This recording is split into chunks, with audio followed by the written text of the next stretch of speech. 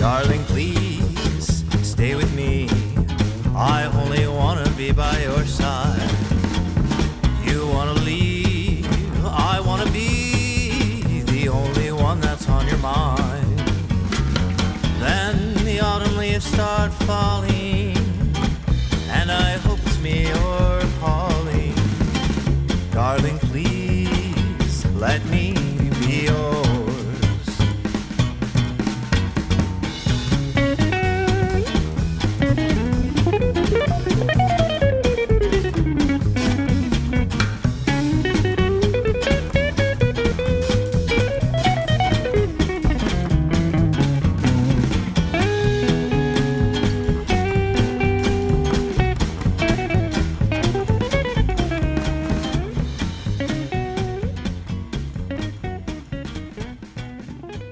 Okay, we're here with Chris DeVore, someone I've actually known longer than Vic Ramos. Chris and I we met pretty much right out the gate when I came here to Austin and started the band Pitchfork, which I had talked about on the second podcast when I had one of my long time friends, Dave, on here, who was a member of that band / fiasco as well. And I think that was a learning experience for a lot of us. And Chris, you play guitar in that band and also did some singing in that band, and we all brought different covers in, and we mainly played covers. We played some originals, not much though. And then but you were pretty young back then, right? I mean, were you like probably early 20s at that time? Well, it was 15 years ago, so we were all pretty young. Yeah, Oh, I must have been. You were younger than me. You're younger. 26 years old. Okay, I guess we're pretty close to the same age. So but yeah, that's how we had met, and that would have been. Do you remember when exactly that was? It was in 2005, but I don't recall. Or was it late 2004? Was it 4 or 5 when that thing formed? You know, I feel like it was just at the start of 2005. Mm-hmm. Yeah, because that's around the time Sam's Town Point, which is where we met, it was a private bar, and it had just become public, I think, in either 2003 or 4. And I was doing all the music Friday, Saturday night. Like, the dude was just letting me jam and bring whoever I wanted. And you showed up there one night, and I was like, holy, this guy's a ripping guitar player. What's your name? Let's hang out, That's cool, man, that you remember that, because I don't remember. Like, I do totally remember Sam's Town Point down off. Is that still there? It's south. Yeah, it is. It is. Manchac, right? And it is, and it's honestly more popular than ever. Country bands want to play there. Yes. Diller Trio plays there. They're pretty, like, or at least pre-COVID, I'm pretty sure they're still doing stuff. They were really picking up. Do you still hang out there? So you still kind of go around? Do you know Kalen the 45s? No, there was another guy, like Atwill, that talked with somewhat recently, I think invited me out there. But I've been there a few times over the years. Yeah.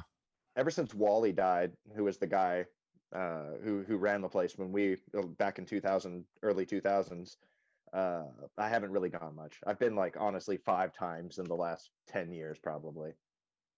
And back then, I guess you were kind of in the South Austin area. I don't know. Do you live? What part of Austin are you in? Dude, I've been South Austin for 27 years. Well, for 26 years.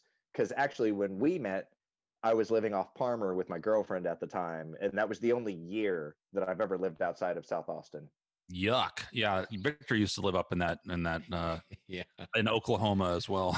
yeah. South Dallas. South Dallas. That's right. Yeah. Yeah, I know. I meet people. It's so true when you live here, because you meet someone, you're like, "Yeah, this is great." Blah blah blah. Oh yeah, I'm in Georgetown. I'm like, "Well, have a nice life." Oh, I'm in Buda. Oh, cool. We can hang.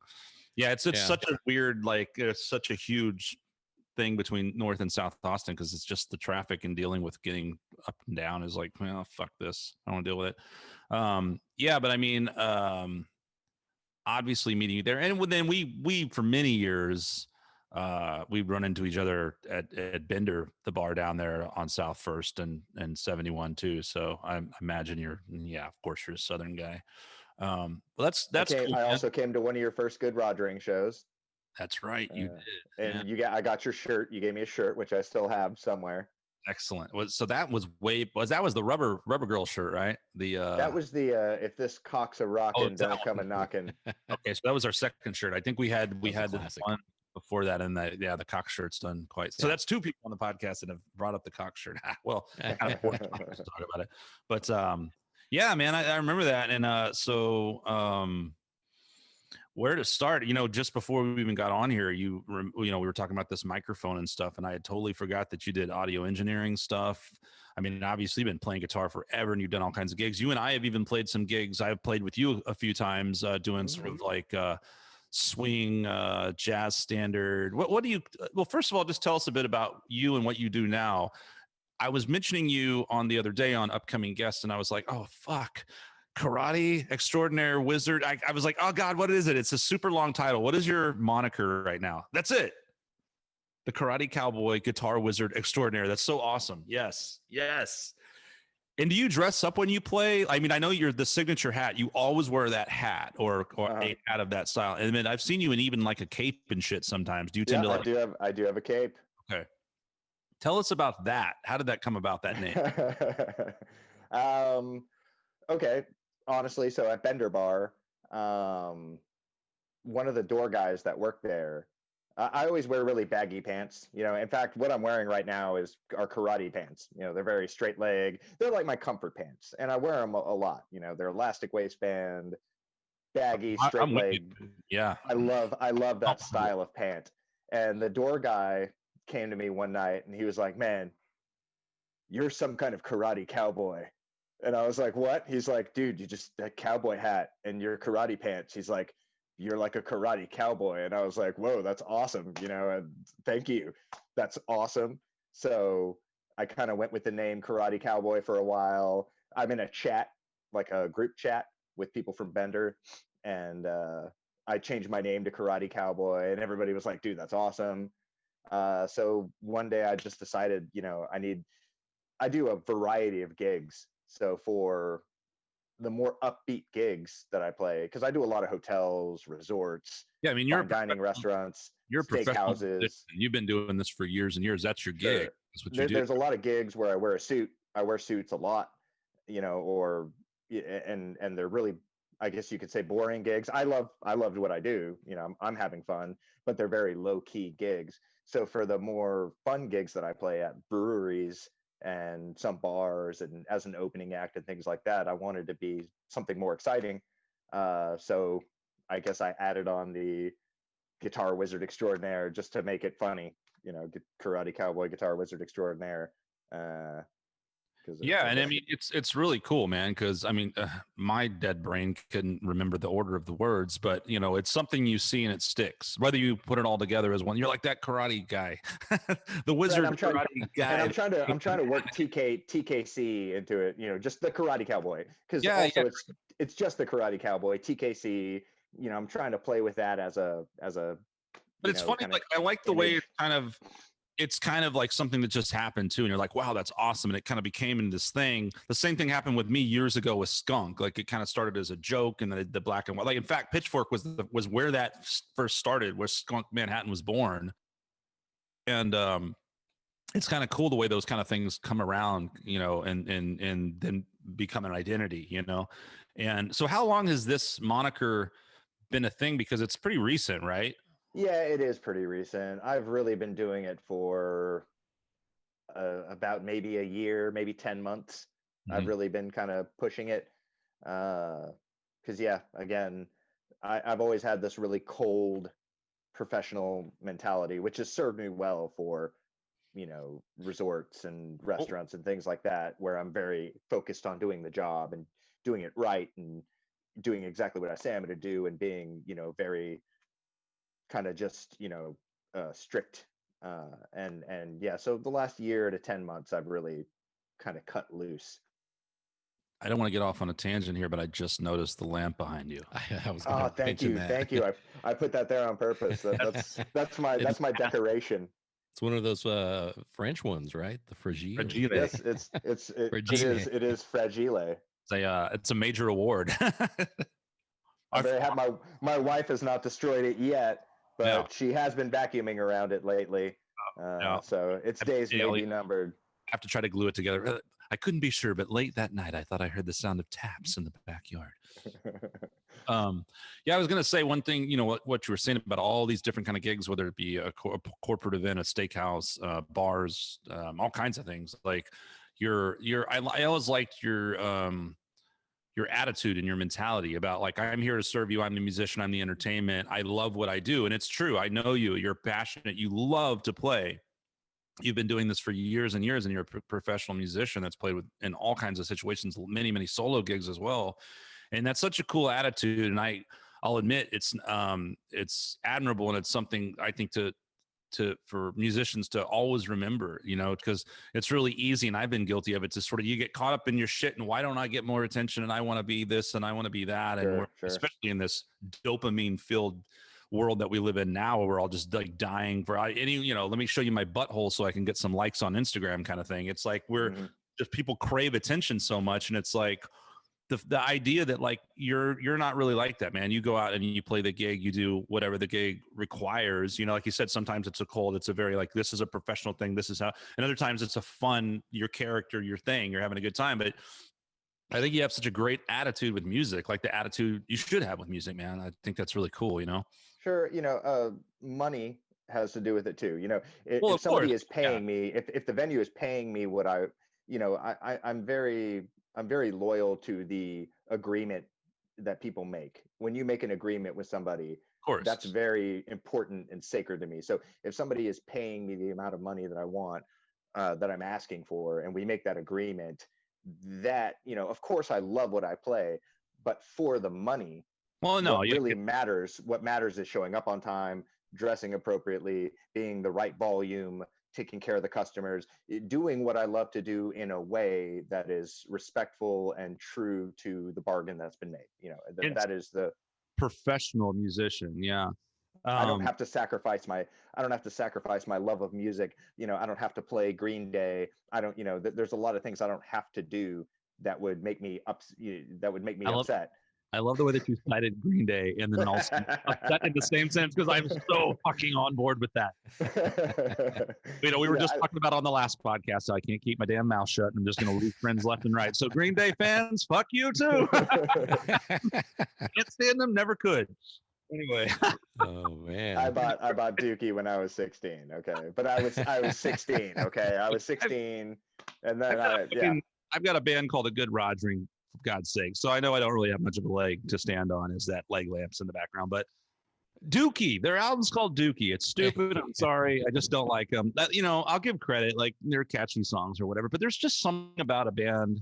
I don't know. You know, we don't all have to like everything. And I've never liked Green Day. And fist bump on that one. So anyway, well, you know, the thing about pop like that too is I can remember liking it a lot when I was 16, and then I hit about 19 and I was like, wow, that's stupid.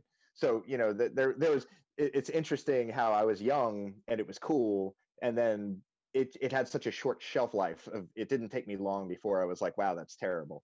It's like Limp Bizkit fans. Oh, very man. much. You know, speaking of, you know, we were talking about this last one, and then kind of after the fact, Vic, and you know, there is a time and a place, and there's someone that I know had something about Limp Bizkit, and I just left a snarky like, they're the worst, fuck them, terrible. And then they like did this whole comment about like, hey man, it's just me and my buddies, and we happen to like this. Melissa, why do you got to rain on a parade and be a dick? And I was like, you know what, dude, you're right. Fucking, it's all you, bro. Like, you know who? What? Fuck me for being a troll. But hey, this is our fucking podcast. If we want to talk shit on Green Day, goddamn it, we're gonna talk shit on Green Day.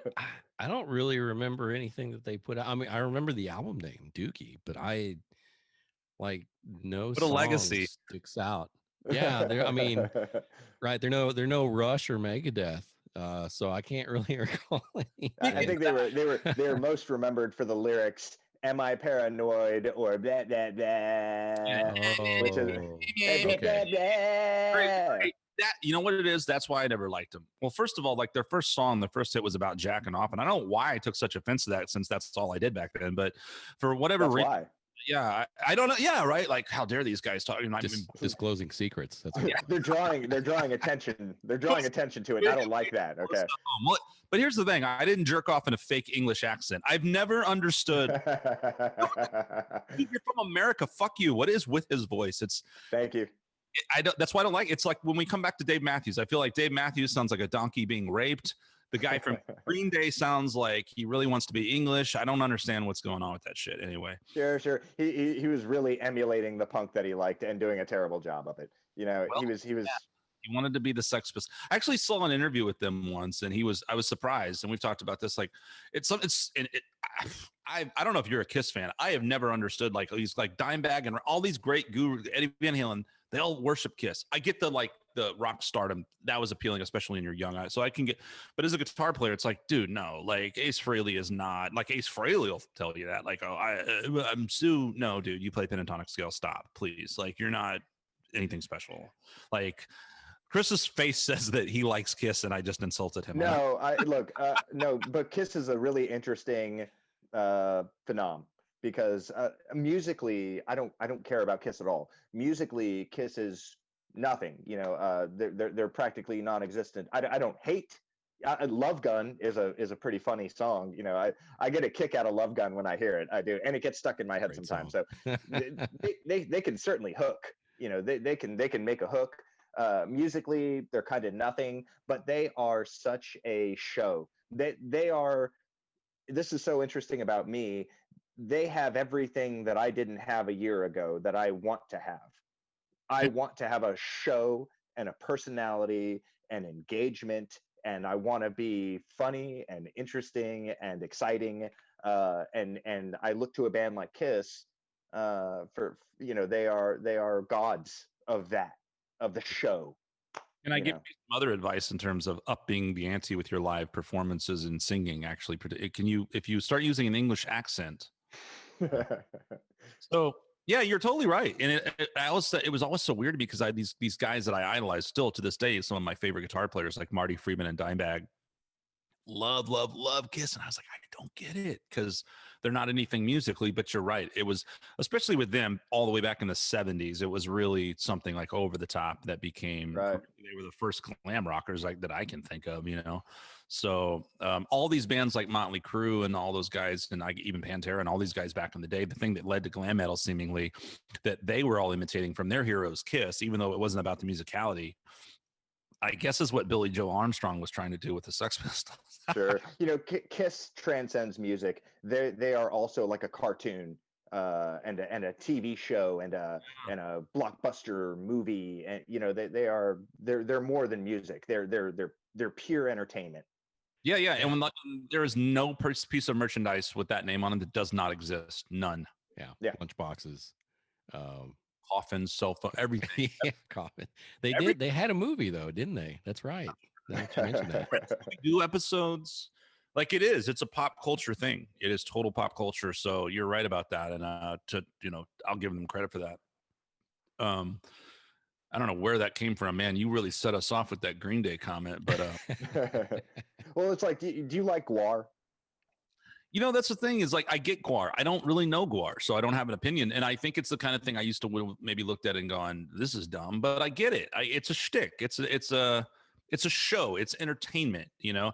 And so, yeah, I don't have an opinion because I don't really know their music. I mean, I see Gwar as a direct fanatical, a very, well, next level Kiss, right? They took it right. The next level, right? And made it more obvious because even Kiss is a little more subtle. Because Kiss is like, hey, we're these guys dressed as a rock band, and you know, but really we're like a TV, you know, we're more like a cartoon, but right. We're a cartoon of these guys that dress as a rock band.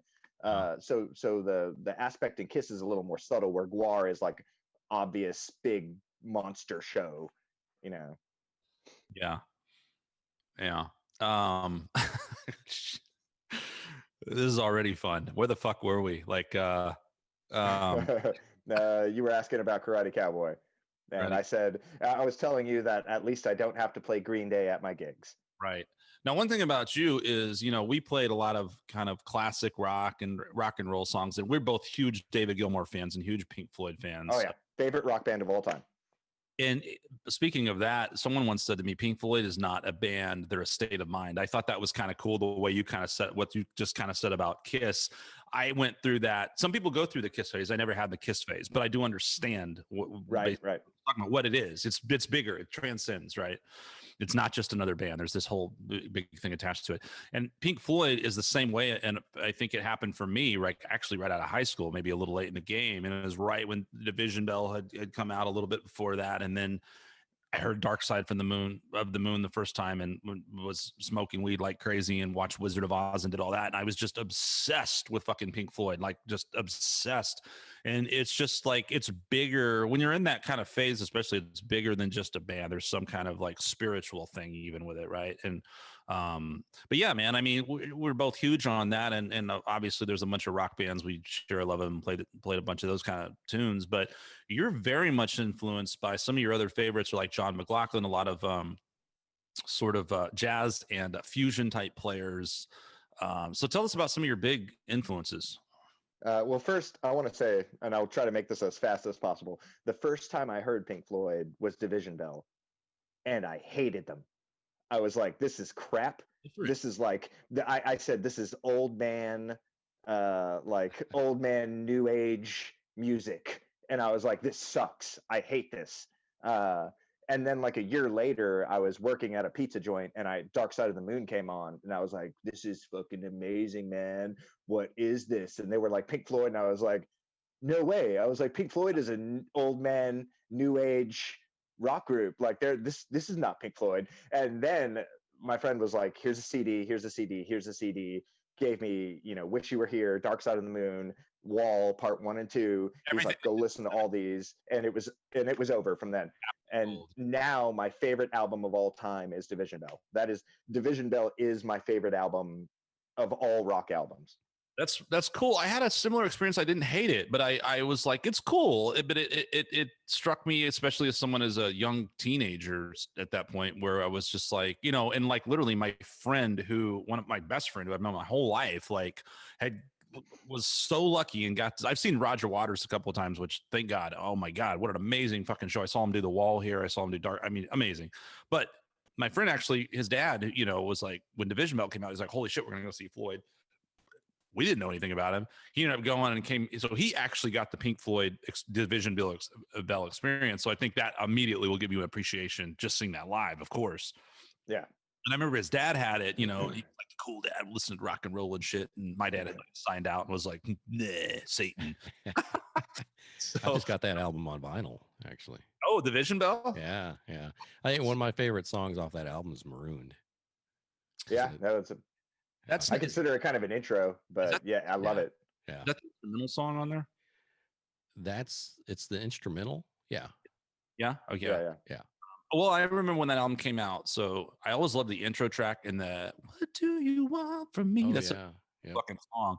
And then they had High Hopes, and I saw the video for High Hopes, and it was so like metal or rock that I was listening to. It was so its own thing that I was kind of intrigued by it. And I wasn't like, oh my God, this is the best thing I've ever heard. But I was certainly like, well, I guess I understand why Pink Floyd is a thing. And then same thing though, Chris, like then I heard Dark Side and stuff. And I was just like, holy shit. Like I was, and then I was just hooked for like a year and every single night I used to go to bed listening to Animals and Wish You Were Here. Yeah. And when I discovered Animals and then metal, it was just over.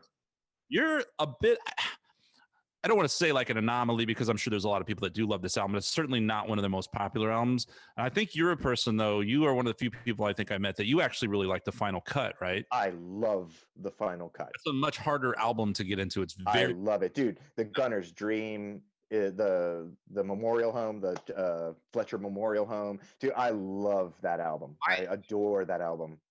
I have to go back to it from time to time and try to like give it a chance because it's easy to dismiss. I mean, it's like The Wall times 10. It's like where Waters really wanted to go, and then once and then he did, and everyone was like, "Fuck you, dude." I think it is a better album than The Wall.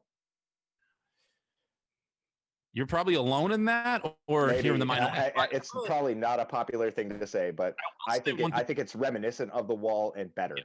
Honestly. It's very unique. It's very stylistic. It's not like anything else. So it's very cool. I tend to like even The Wall. I like the mid 70s Floyd was like where they cut their everything from metal through Animals is perfect. Right. And then I think The Wall is great too.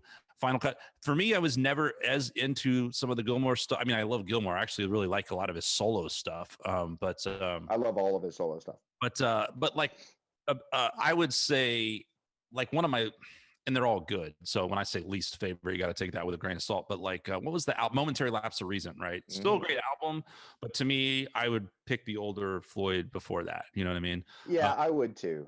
Division Bell is the only album that I like more than the older Floyd. Yeah, no, But I still love Momentary Lapse, but I might choose it over, honestly, Wish You Were Here. I might choose it over The Wall. Well, maybe The Wall. I don't know. they're also great. The one thing on that I always know, I love this moment on. I think it's so brilliant on Final Cut though, because it's such a intense, dreary, low tempo, kind of album. It's all those moments on the wall that weren't the hits, right? And then all of a sudden, that one song comes in. It's like one of Gilmour's only moments on the whole album. Fuck, we gotta get on with these. When that moment hits the home, makes the whole fucking album worth it. Like there's something so magical. I remember we'd listen to that album and like you would almost feel like an excitement building up because you knew the moment was coming. This is Final Cut is such a weird mirror of The Wall. That particular song is like Young Lust. It's a lot like Young Lust. Yeah. It is the Gilmour tune, and it's very similar to Young Lust. So that album almost follows it follows the recipe of The Wall. I think. I like the way it's executed more. It gives you the darker theme, because The Wall is a pretty kind of dark theme, and the Final Cut is ultimately kind of a suicidal dark theme.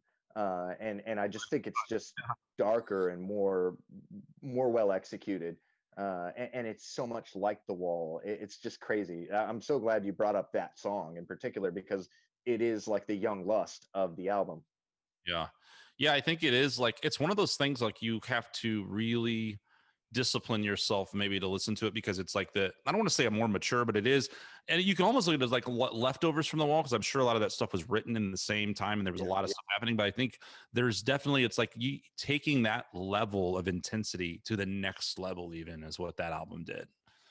And so it's certainly not an album for I remember reading or something about Pink Floyd or a documentary or something where they got super frustrated, because they're very much take themselves very seriously as artists and the whole show and the whole production and everything. And then they'd have these people in the crowd going, play money. And it's like, motherfuckers, that's not who we are. We're not here to play that one hit you heard on the radio, And so those kind of people, they're going to be like, the Final Cut, what the fuck is this? But I think someone Waters was probably like, fuck you people. I mean, he's the complete... Roger Waters seems like the kind of guy that would be like, all right, assholes, I'm going to do everything I can to not write a fucking pop song now. You know what I mean? It just like every other song except that one. Right? Exactly. Like it feels like they would do that. But again, like with Pink Floyd, they're one of the only bands I think that it's not even about a song. Like when I saw them do The Wall here, which I just unbelievable. And man, this is a kind of a guitar player thing. And for people that are guitar players and or the people that were into SNL in the 90s, I didn't realize the whole time we were watching this, and you couldn't really see super well. During Comfortably Numb, the guitar player shows up, and because it's all about the wall and the visuals. It's not about the band, and the wall's coming down throughout the show and this and that. You see some little glimpses here and there, but there's this moment and there's a guitar player, and everything was so perfect. The tone, everything was so perfect.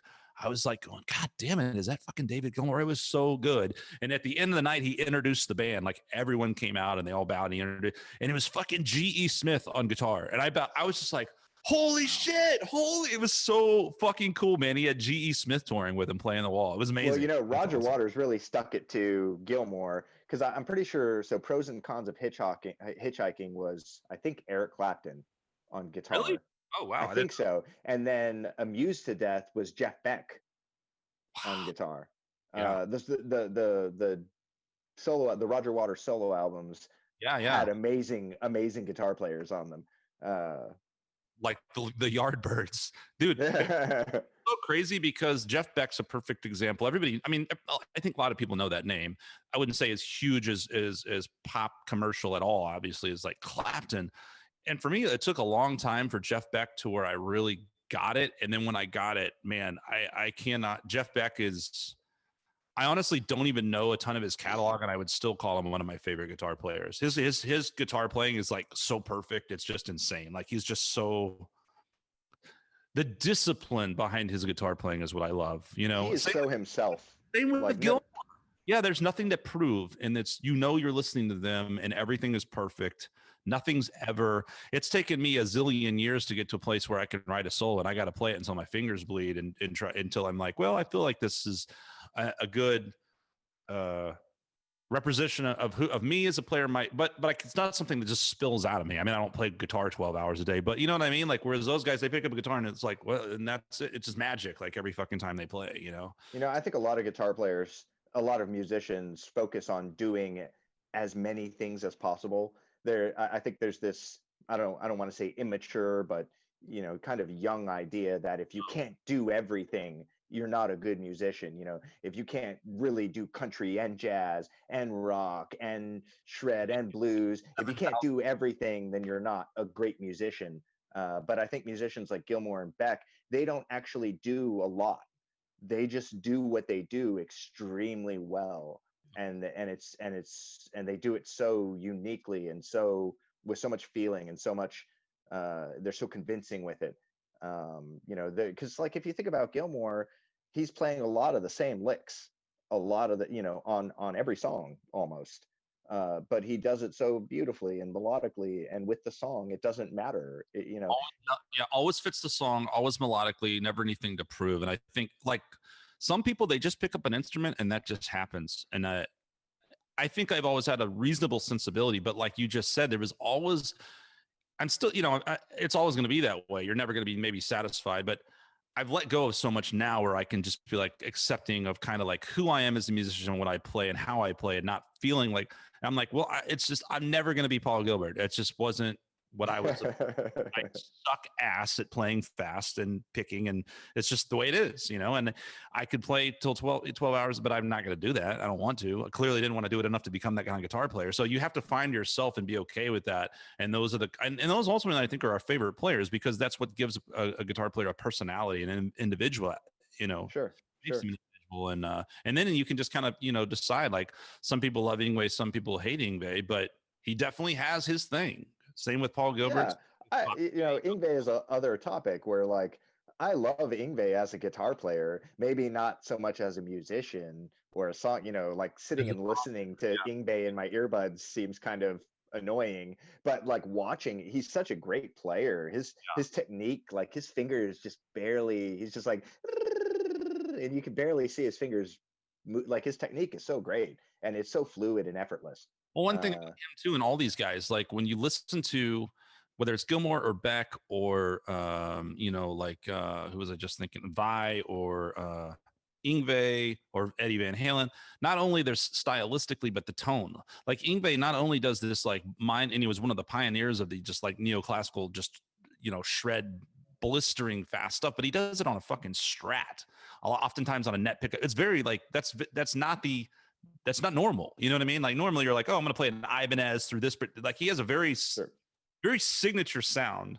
So yeah, I think you're right. Like there's some guys that are great songwriters. There's some guys that are great guitar players. There's some guys that are both. It's all subjective, obviously, but I think that is something to remember when you're talking about musicians and guitar players in particular at this moment, is like, it's not always about, a lot of times it's just the style that you've come up with.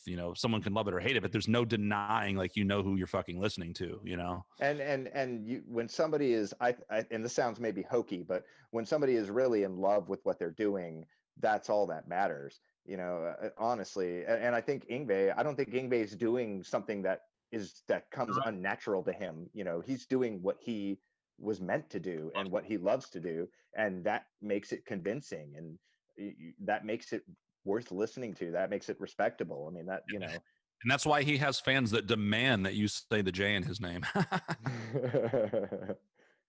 And that's the way I feel about everybody. If the musicians in Limp Bizkit are happy playing what they're playing, that's really, and there's people that like to listen to them, that's the most important thing in the world. That there's people that like it, that like listening, and there's people on stage that like doing, and when those merge together, that's the most important thing in the world. No, we talk a lot of shit, but I think a lot of times when you're talking shit, you're not so much talking shit about the artist as you are about their fan base. Like Dave band a lot, and well, Vic more than me, but I mean, I mean, it's funny. I think it's funny. Like Dave Matthews has a very unique voice. You either love it or hate it. Like Geddy Lee, like Dave Mustaine, like guys we've talked about several times. But definitely don't leave your drink unattended around his fans. Exactly. Don't lose a pair of flip flops. You're never going to see them again. It's a very, very specific demographic that you tend to think of that I think is, there's usually some sort of truth behind a stereotype a lot of times. So it's like sometimes you look at an artist and you're just bleh because you think of that, right? Or you think of like, I think, so to be fair to those guys, I think sometimes you have to consider that, and back to your point, Chris, I think this is always what I say. As long as there's an authenticity behind the music and the guys playing the music, it's coming from that place of love and true passion and not just some formulaic, this is how we're going to make our corporate money. I get that there's a place for that too. Fine. But for me when I personally enjoy music, it comes from a place where you feel like you do feel that person and where they're coming from. And I think that's ultimately the stuff that resonates in a timeless manner, artistically with any medium. Sure. So I call it sincerity. I say, sincerity is what I look for in musicians more than anything. Well, and I think that's what I was trying to say earlier back to you when you're playing, regardless of the type of gig you're playing. And yes, it's a paid gig because this is how you make your living, but you are never you don't ever strike me as a go through the motions guy with any kind of attitude. Like I'm just here and whatever, it's just a paycheck. I remember one time I got told to look at students as a dollar sign. And I hated that. I hated it because that is not why I teach. Yes, I get paid, but that's not, I want to enlighten you. I want to share the experience with music and what it can be and what it is. And I get excited. It's exciting for me. I don't want to look at someone that doesn't give a fuck as a dollar. That's not stimulating at all. That's not feeding my soul. And so regardless of the situation I'm in with somebody, like if there's that thing happening, like that's exciting, right? And I think that's the same way with like you and gigs, right? Like regardless of that, you're still playing the music and loving the music because you love to play guitar. That's your passion. That's what you do, So that's kind of what I was getting at earlier when I was just saying, like, I think that's something that I've always respected about you is like, you can see when you play, like, you love playing guitar, you're not like someone that's like, I'm going through the motions because you're like, no, I fucking am thankful to be here. This is awesome. I'm going to do my best. And I'm going to be, like you said, I'm going to be on time. I'm going to perform. I'm going to be a professional and I'm going to love every second of it. Cause that's what you do. I think most importantly, I get to play whatever I want. That's another thing. I don't ever have to play anything that I don't want to play. Play Yugi in its entirety. Yeah, no, dude, you're right. That is a huge thing. And I've had some gigs. I've been fortunate where not a lot, but I played a few weddings and I played some corporate gigs here and there. And I've always, like, when I have done those kind of gigs, most of the time it's more or less what I want to play, maybe with a few requests. And it does make a difference. Like I get like if I had like a great fucking $10,000 go play Dave Matthews catalog. Okay, cool. Fuck it. But it's not what I want to do. I want to play the music that I love. And then like you said, and then you get paid to do it even better. It's great. So that does make a huge difference, obviously. And that's cool with you because you totally do that, man. And a lot of stuff the solo stuff you do, you have a loop pedal and you do, these kind of shows and you play a lot of describe stylistically some of the stuff that you play. I'm saying like you play and love a lot of like gypsy swing type stuff, right? And I play jazz standards, gypsy jazz, and Western swing. I really only play about 5 Western swing songs. I play about 10 gypsy jazz songs, and then I play about 30 to 40 jazz standards. And then I have other songs like Sleepwalk. I wouldn't consider that to be a jazz standard. So there's a few other hits that I throw in the mix there. So what I had been calling it was Western Gypsy, but I guess the word gypsy is starting to be considered offensive. So I'm trying to rethink my brand here as to what I want to call. That's another reason I kind of went with Karate Cowboy Guitar Wizard Extraordinaire, because I guess I subbed karate for gypsy, which is what I've been kind of doing, as kind of a worldly kind of a world feel. I don't know. It's unfortunate. Just the musical terminology, that song is not, any musician that I know, like, we would never in a million years see that as a derogatory term. It's a term to us that is, it relates something musically. Like, in my mind, that relates something the way you would, a name of something would relate something in my mind. I think of it stylistically or as a sound, not as anything derogatory, I would still say gypsy jazz because that's established, but I don't know if I want to roll with Western gypsy using that word in my own words. Does that make sense? Why do you feel like there's a negative connotation to that? Because I've said it in guitar groups and people get butthurt. And there's actually in one guitar group, I posted a video and I said Western gypsy, and there was a huge argument about it. Like seriously, like over 100 comments of people really butthurt defending it. And it's funny, the people who came to my defense are not exactly people who I respect. They were very not racially sensitive people. They were very Cheeto flavored people. If you get what I'm saying. So I didn't really appreciate them coming to my defense in the first place. So I was kind of stuck between a rock and a hard place, where I've got people who are calling me racist, and then I've got people who are racist defending me. I just had to pull the plug on it. Oh man, so But it is gypsy. That's not like a racial thing, right? It's more of a cultural. But it's derogatory. Is it and prejudice? I guess. I don't know. It's one of those where I don't know. There's just so much that fashionably derogatory. But yeah. It could be one of those things where they just move the goalpost that day and like, okay, you're offensive now. Being offensive. Who knows? They should change the This should be the Washington Gypsies, just to totally fuck everything. Make this country even worse right now. Because when I hear gypsy, I always think of Snatch with Brad Pitt and yeah. What the Pikeys? The Pikeys. That's right. Yeah, because that's essentially what they were, right? Gypsies.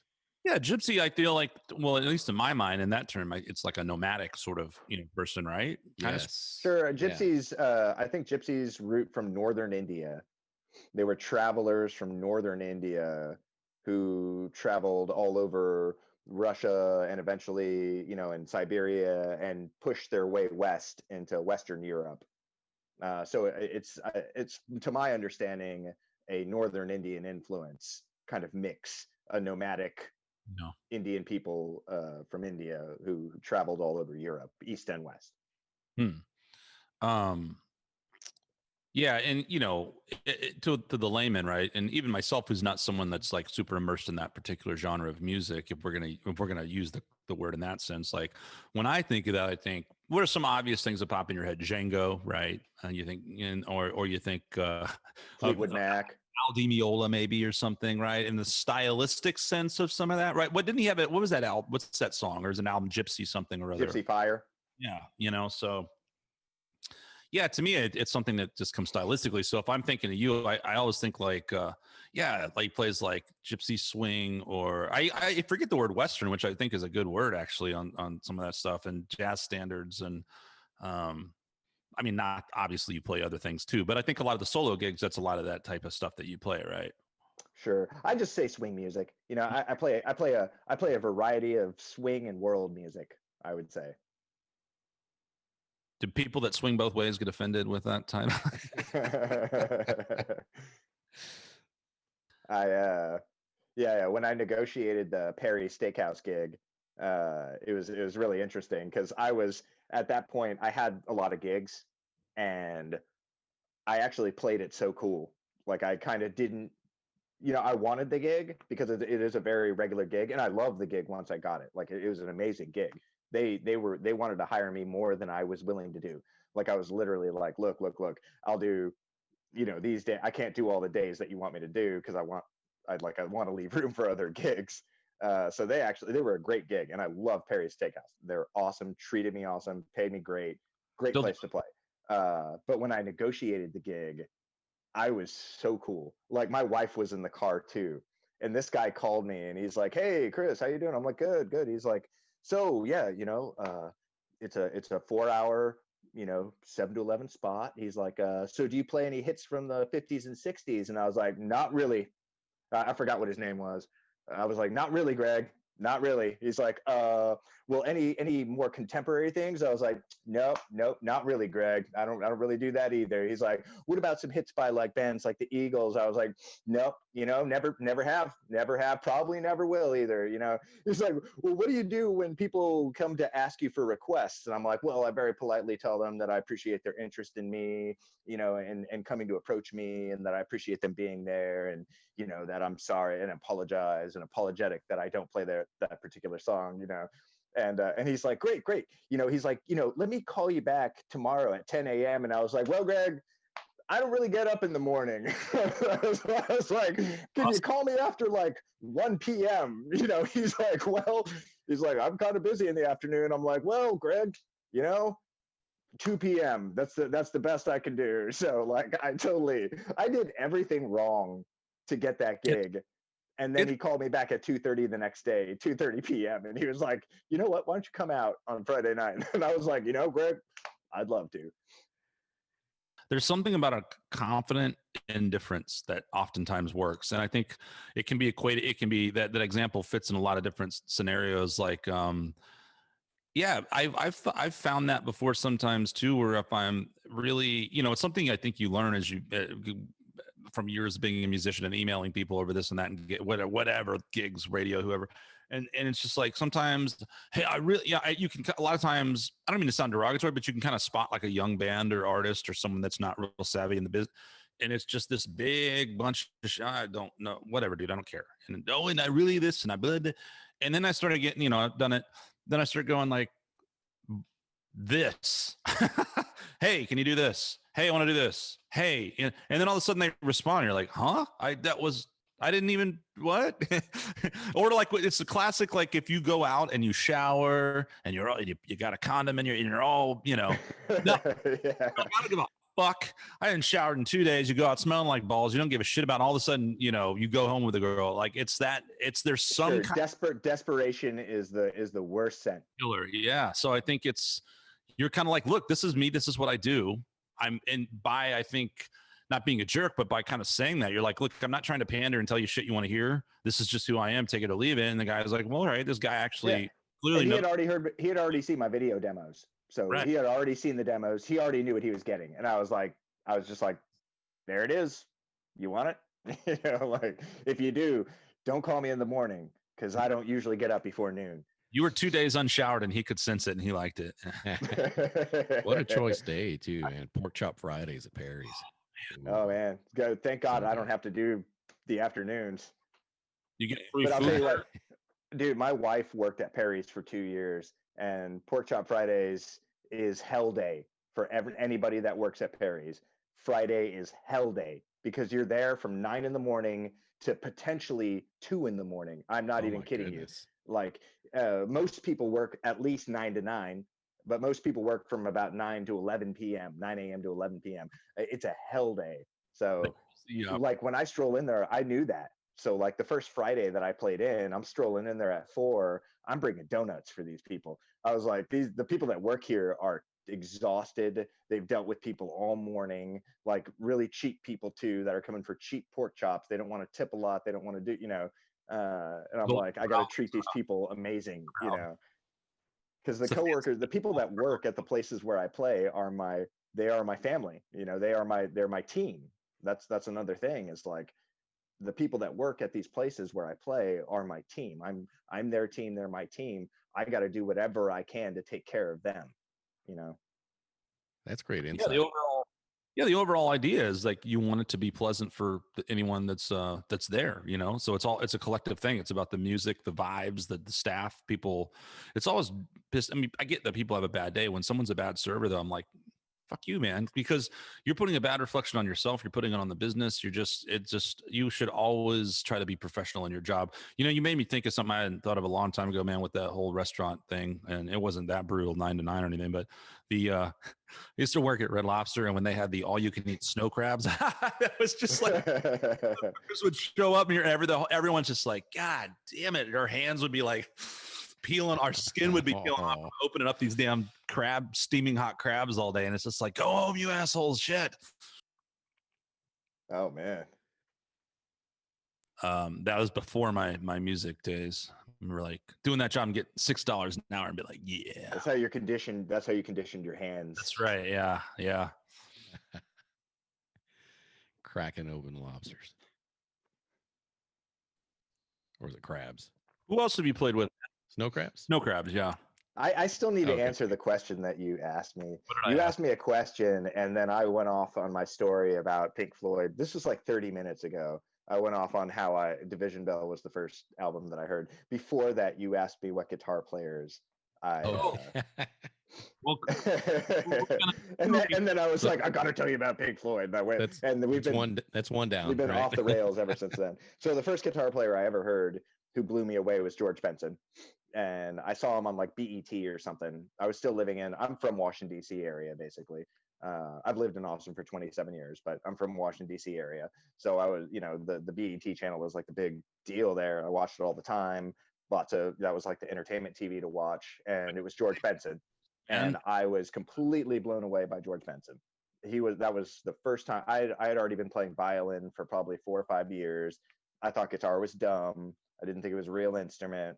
And then I saw George Benson play it, and I was like, that is awesome. Like, so slick, so buttery, so just relaxed and natural and fluid and amazing.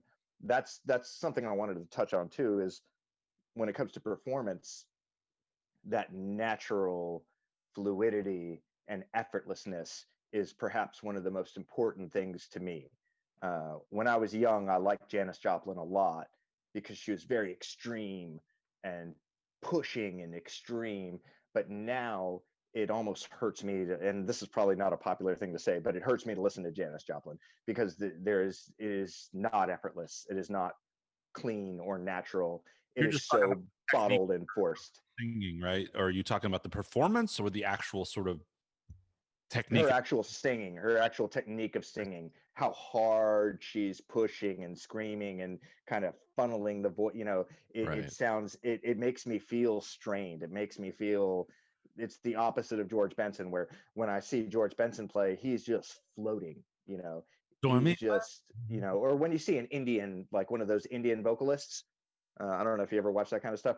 They are so fluid, like they're doing amazing vocal things, and they are so relaxed and so fluid and so effortless. And it's just that it floats, their voice just is buttery and it floats. So the first time I saw George Benson, it wasn't just guitar, it was his connection to the guitar and how fluid and effortless he was that I was like, that's awesome. I want to do that. When did George Benson first come out? When was his first record? Do you know? I do not know, but I would imagine it was the 70s. He Yeah. might, like, I would imagine it was the mid 70s, but I don't know. Kind of coming off of guys like Montgomery, right? Because West Montgomery is probably back all the way in the 50s. I should know this better than I do. I'm not sure right here, but one thing I like about, I kind of like, speaking of BET, like George Benson, another guy I really love to have one of his albums was Norman Brown. You know him? Very, very stylistically a little more poppy, but kind of had the Benson sensibility. You could tell he was very influenced by George Benson, but like George Benson had such a nice sound of like, because he kind of like had some of that West Montgomery feel, right? You kind of get some of that kind of vibe, but then a lot of I mean, he could burn, man.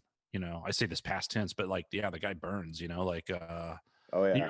You're also a huge McLaughlin fan, right? Yeah. Oh yeah. Yeah. So that was the second time that I thought guitar was awesome, was the guitar trio, the Al Di Meola, Paco de Lucia, and John McLaughlin guitar trio. When I heard that, I was like, that is the most amazing thing I've ever heard. That is guitar. That's all I want to hear. And then my friend who showed me that gave me the Shock D album. And then that was the next most amazing thing I'd ever heard.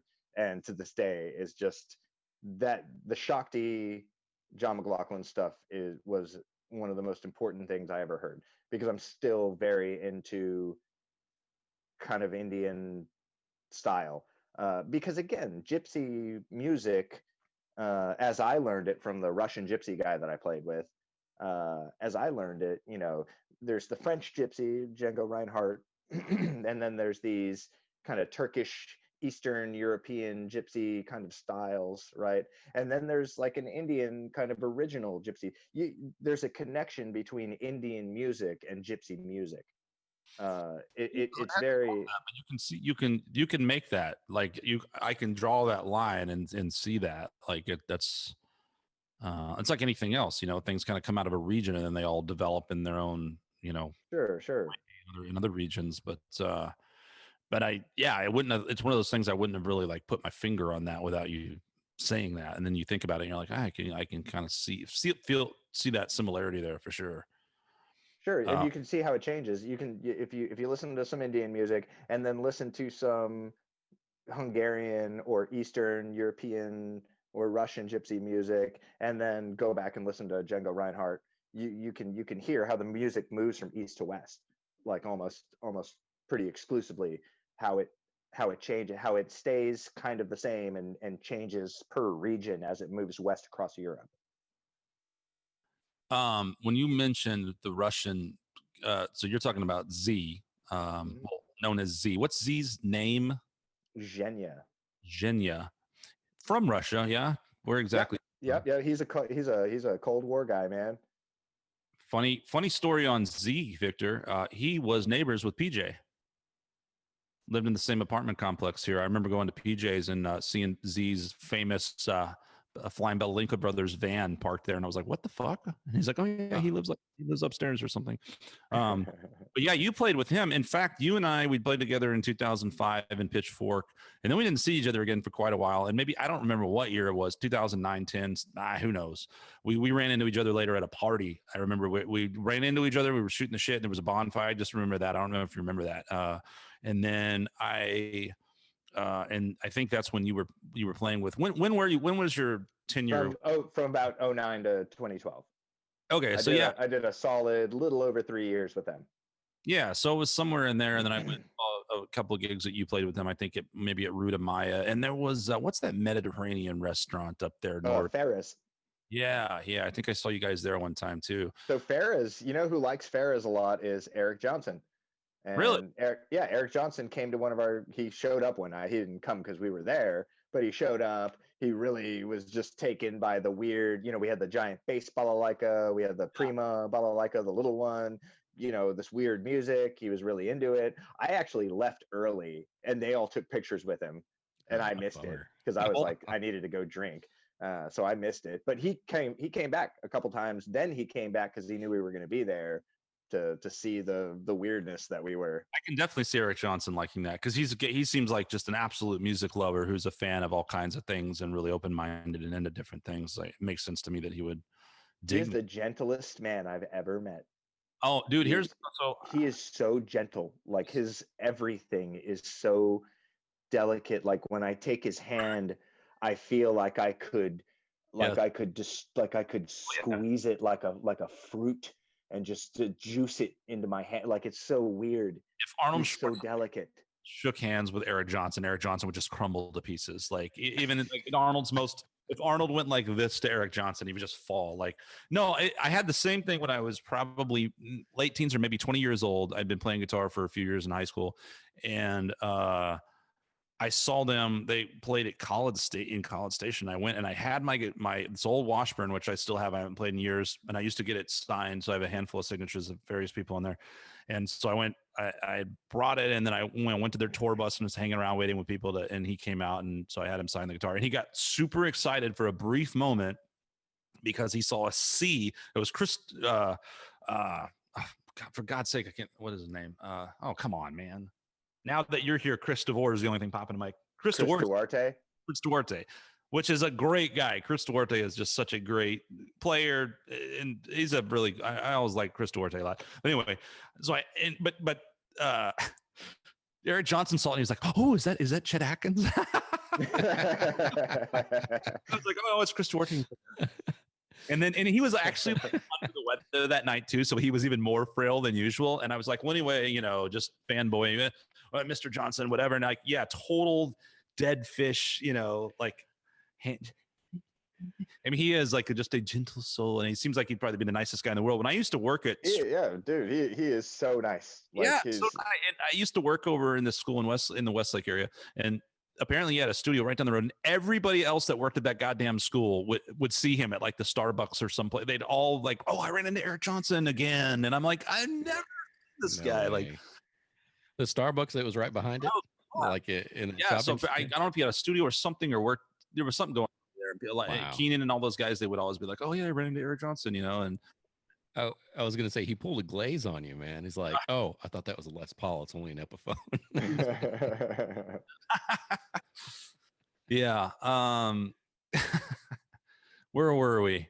Oh, is that a Les Paul? Oh, I want to wait, say, it's I want only to an say too, Epiphone. I think Eric Johnson is one of the most exquisite guitar players. I love Eric Johnson. Oh, he's awesome. His touch, his tone, the sound, like the sounds of the bones inside of his fingers, like his sound is tell the difference between a Duracell battery and an Energizer battery. You know what I mean? Like this so in touch with his tone. It must suck to be his tech, but he is like a stickler. Like he knows his tone. In fact, every time I've seen Dweezil Zappa play here, Eric Johnson almost, or at least 2 out of the 3 times he has gotten on stage with him. He got on stage with Oz Noy and played one time at Saxon Pub with the drummer Anton Fig, I think is his name. Holy shit, that was badass.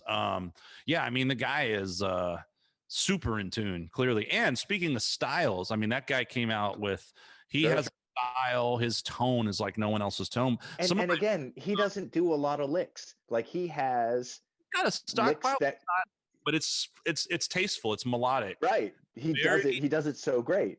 Yeah. Very melodic. And actually it's I love guys like that because it's kind of elusive sometimes. And I think Beck would be that way. Oh, I can play that. And you're like, Jesus, you know, and then you like it because it's so precise and so signature that like when you actually go to play some of that stuff, you're like, man, even if it doesn't sound hard, like, damn, this is like actually really hard. Because he does some kind of fun. He's got his own little wheelhouse of stuff that's very, very signature. One of my favorite songs to play is Song for George. That's one of my all-time favorite. Like, I just love playing that song. You know, that little rootsy double drop D acoustic thing off that Via Musicom album. You know what I'm talking about? No, because there was a but that I was gonna get to. I just sucked Eric Johnson's dick before I gave a chance to say, fuck that guy. Go ahead. But I kind of hate his music. Like really, if you ever wanted to torture me and get answers out of me, like if there was stuff you wanted me to tell you that I didn't want to tell you, you could lock me into a room and play what's the song? Clips of Dover through giant speakers, and by play 3 I would tell you anything you want to know because I would not be able to stand life after that. If you ever get sent to Guantanamo Bay, all we have to do is tell the CIA to play Cliffs of Dover, and it's over, man. Like that's how it is. Like I will tell you anything to make you turn that off. Like it drives me it's like Irish music times 1,000. It's freaking horrible, man. It's torture music. It's war music. Okay, it's like bagpipes, man. That music was made for war, and like it will destroy me. That's all. Boy, I really went off with how much we all loved Eric Johnson prematurely there, didn't I, dude? I love him as a guitar player. He's an amazing guitar player. He really is. For a second there, I thought you were going to say the vocals though, because I can totally get that because the vocals are very much like. I mean, it goes with his personality. He's very, very soft-spoken and shy and very, and Desert Rose here. Yeah, I love that song, by the way. And like, I do think these are great songs, but I will say like, and I'm no God's gift to singing, so I'm like, not going to rag. It is funny. Like when you got a guy like me, I'm the over the top Janis Joplin, straining my voice, looking like an asshole, playing all the wrong notes. I don't know what kind of catastrophe I am when I play the blues, but it's funny to me because Eric Johnson will be up there playing like, some just blues that you just want to be like, I want to like Eric Gales played or something. And Eric Johnson's like, doing some just sexy guitar. And then he's like, there's a red house over yonder where a white boy lives, like. By the way, speaking of Eric Gales, who I fucking love, there is a video of him. You know what I'm talking about, man? Lefty plays upside down. Holy fuck, that guy is good. I saw him at. I'd heard the name. I'd heard some. Just so fucking awesome. And Eric Gales. Eric Gales, man, badass blue, just killer. Plays upside down, just soul for days. And there's another guy named like Kingfish. Do you know another dude? Yeah. I know Kingfish. Kingfish, Eric Gales, and then this chick Samantha something, I can't think of her name. And there's this little, they're playing Red House. I think it might have been Red House at like a little blues club or something. And if you just Google, like go to YouTube and like put a couple of those names in, they'll show up. And they're just like, Eric Gales starts it, and it's just fucking so good. And he's like sings a verse, then he hands the guitar over to fucking Kingfish, and he play, and they're just flipping this fucking guitar back and forth. One dude's left upside, you know what I mean? And like, and they all just go through a verse, and then Eric Gales comes back on. But I'm like, yeah, it's so good. Like there's just a certain conviction and grit that I like to hear the blues with. Like I love Howling Wolf. He's one of my all-time favorites. I love his voice. That's just the blues to me, you know. BB King, and I think I don't want to like shit on Eric Johnson as hard as Chris just did, but I wouldn't consider myself to be tortured at the sound of his voice. but I definitely think like it's more of a pop voice for sure. It's certainly not. I don't think I've ever heard Eric Johnson sing.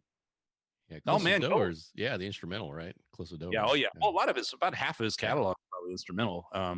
You know, I think also with guitar players, to be fair, like I used to rail on Satriani for it, and Satriani's not really that bad a singer. He's got some catchy tunes. I don't know what my problem was. Like, I think you get used to hearing guys though as guitar players, and then they start singing. You're like, no, stop. Like when Steve Vai sings, you're like, no, please don't stop. You know, like I just want to hear you play guitar. I don't care about what you think.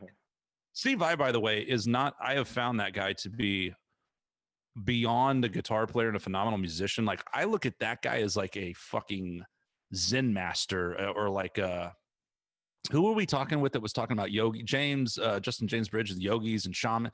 Dude, I'm telling you, man, watch some of his videos like that aren't even music related, with just him talking.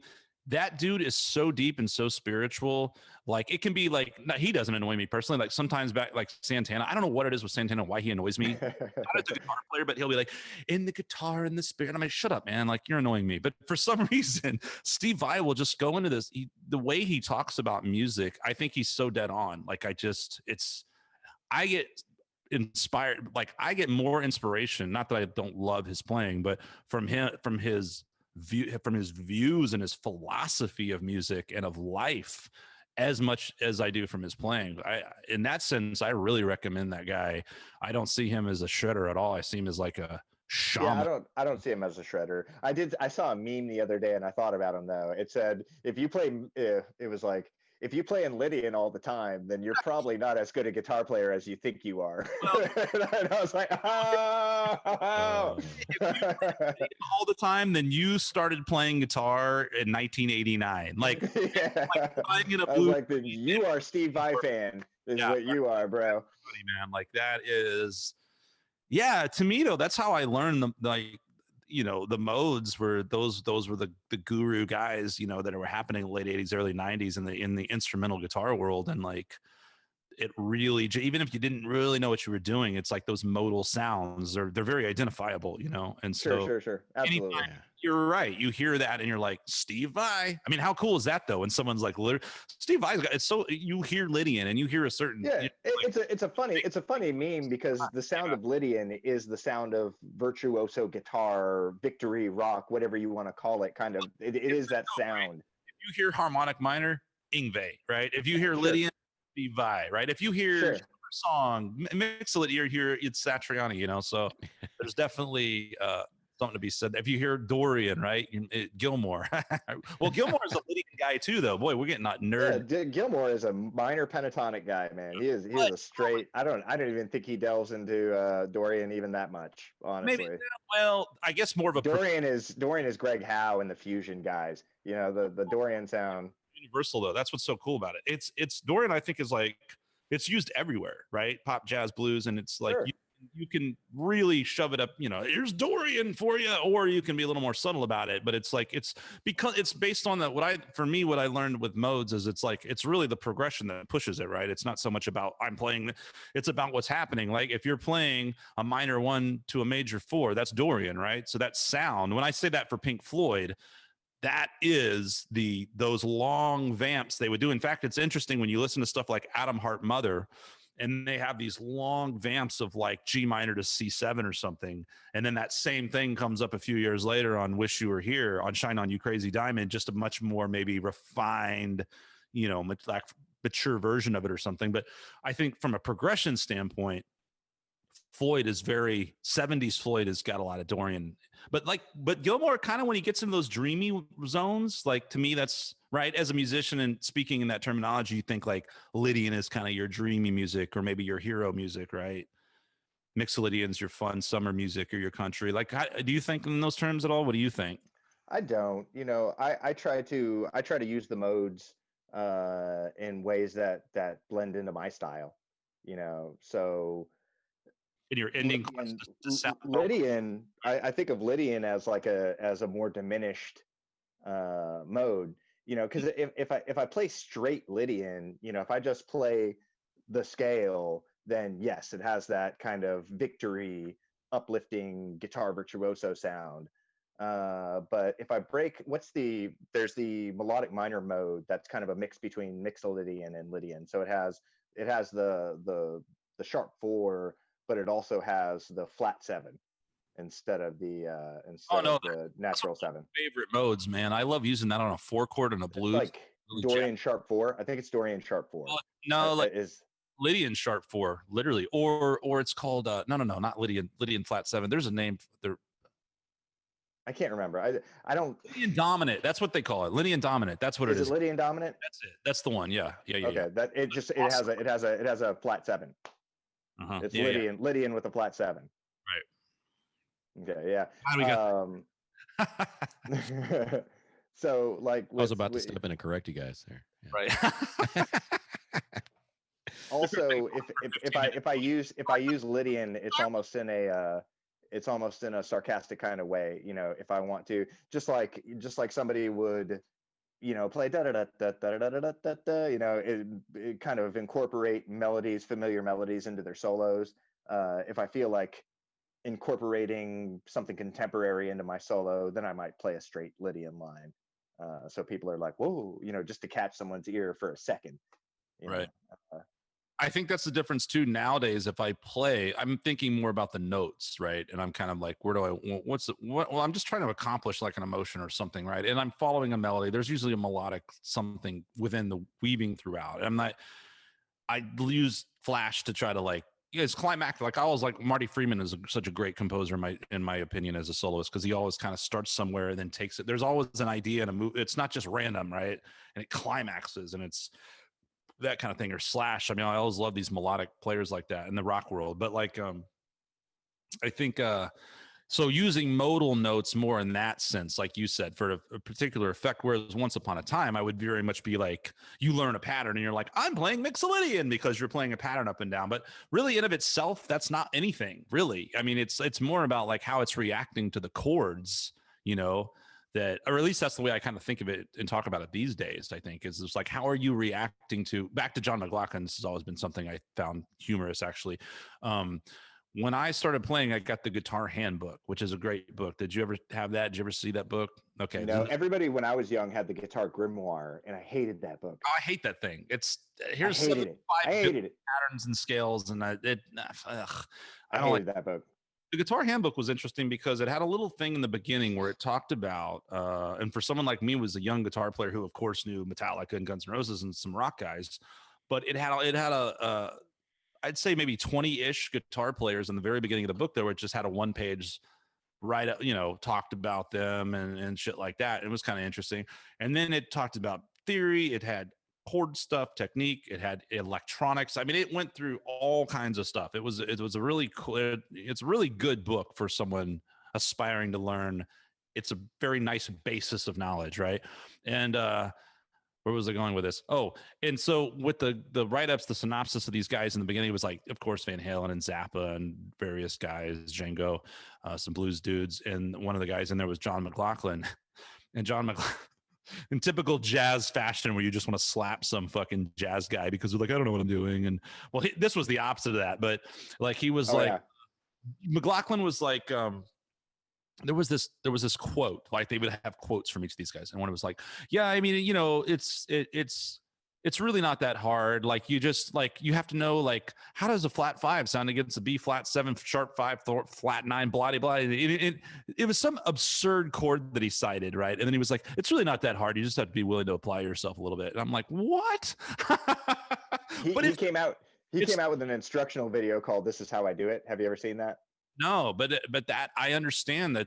I think a lot of jazz guys can be very misleading. Rock guys, I think, are just dickheads that try to sound cool. Like, I don't really know. I just play for my fuck off. Jazz guys are just like, I don't really know. I don't. What they mean is like, I'm so good, I don't have to think about it anymore, right? And rock guys what they're saying is, I really do know what I'm doing, but I like to say I don't because I think it helps me get laid more. So anyway, there was that side tangent. But the jazz guys, I really think that I used to kind of get upset and be like, God, why can't you? But I realized that because you kind of get to a place where you're not thinking. That's the whole point. Like they don't think, right? It's just happening. It's an automatic, like us speaking. It's no different than language. So, but I think guys like that, the true musicians that know the language and know, they are able to go like, they know exactly what sound they're going for, exactly what emotion it's going, what the intent behind that note sound is, right? And it's all about understanding how these notes react together, I guess, ultimately in an emotional way, right? And all these tones kind of react as a chord in terms of a chord, right? Would you kind of agree with that? Yeah. Okay. So what I think certain people think of everything connected, and then other people don't think of things connected. So to play just Lydian is unconnected. To incorporate Lydian into a diminished line over a 2 chord, over a 2 chord with a 9 in it or something, to incorporate part of Lydian into a line that connects to a familiar bass is a connected way of thinking versus just playing Lydian. That's very disconnected. So I think there's a thought of playing things in fragments. There's a fragmented way of doing it, which isn't wrong. No, but then there's a more connected. I think in jazz, it's a more connected way of doing it. So that's when one of the guys know when you can't play jazz, and that's like me. It's all fragmented. It's like, oh, I know what I'm doing, but I sure as fuck don't know how to put together and play correct jazz. Right. You're right. So, I mean, technically, neither do I. I certainly don't stylistically play jazz, but I think it's important. I think a lot of jazz people have a bass. Everybody has a bass, like a starting point. I think even a lot of jazz players have a bass of minor pentatonic, which is why I don't really stylistically play jazz, because I rarely ever play pentatonic or minor pentatonic.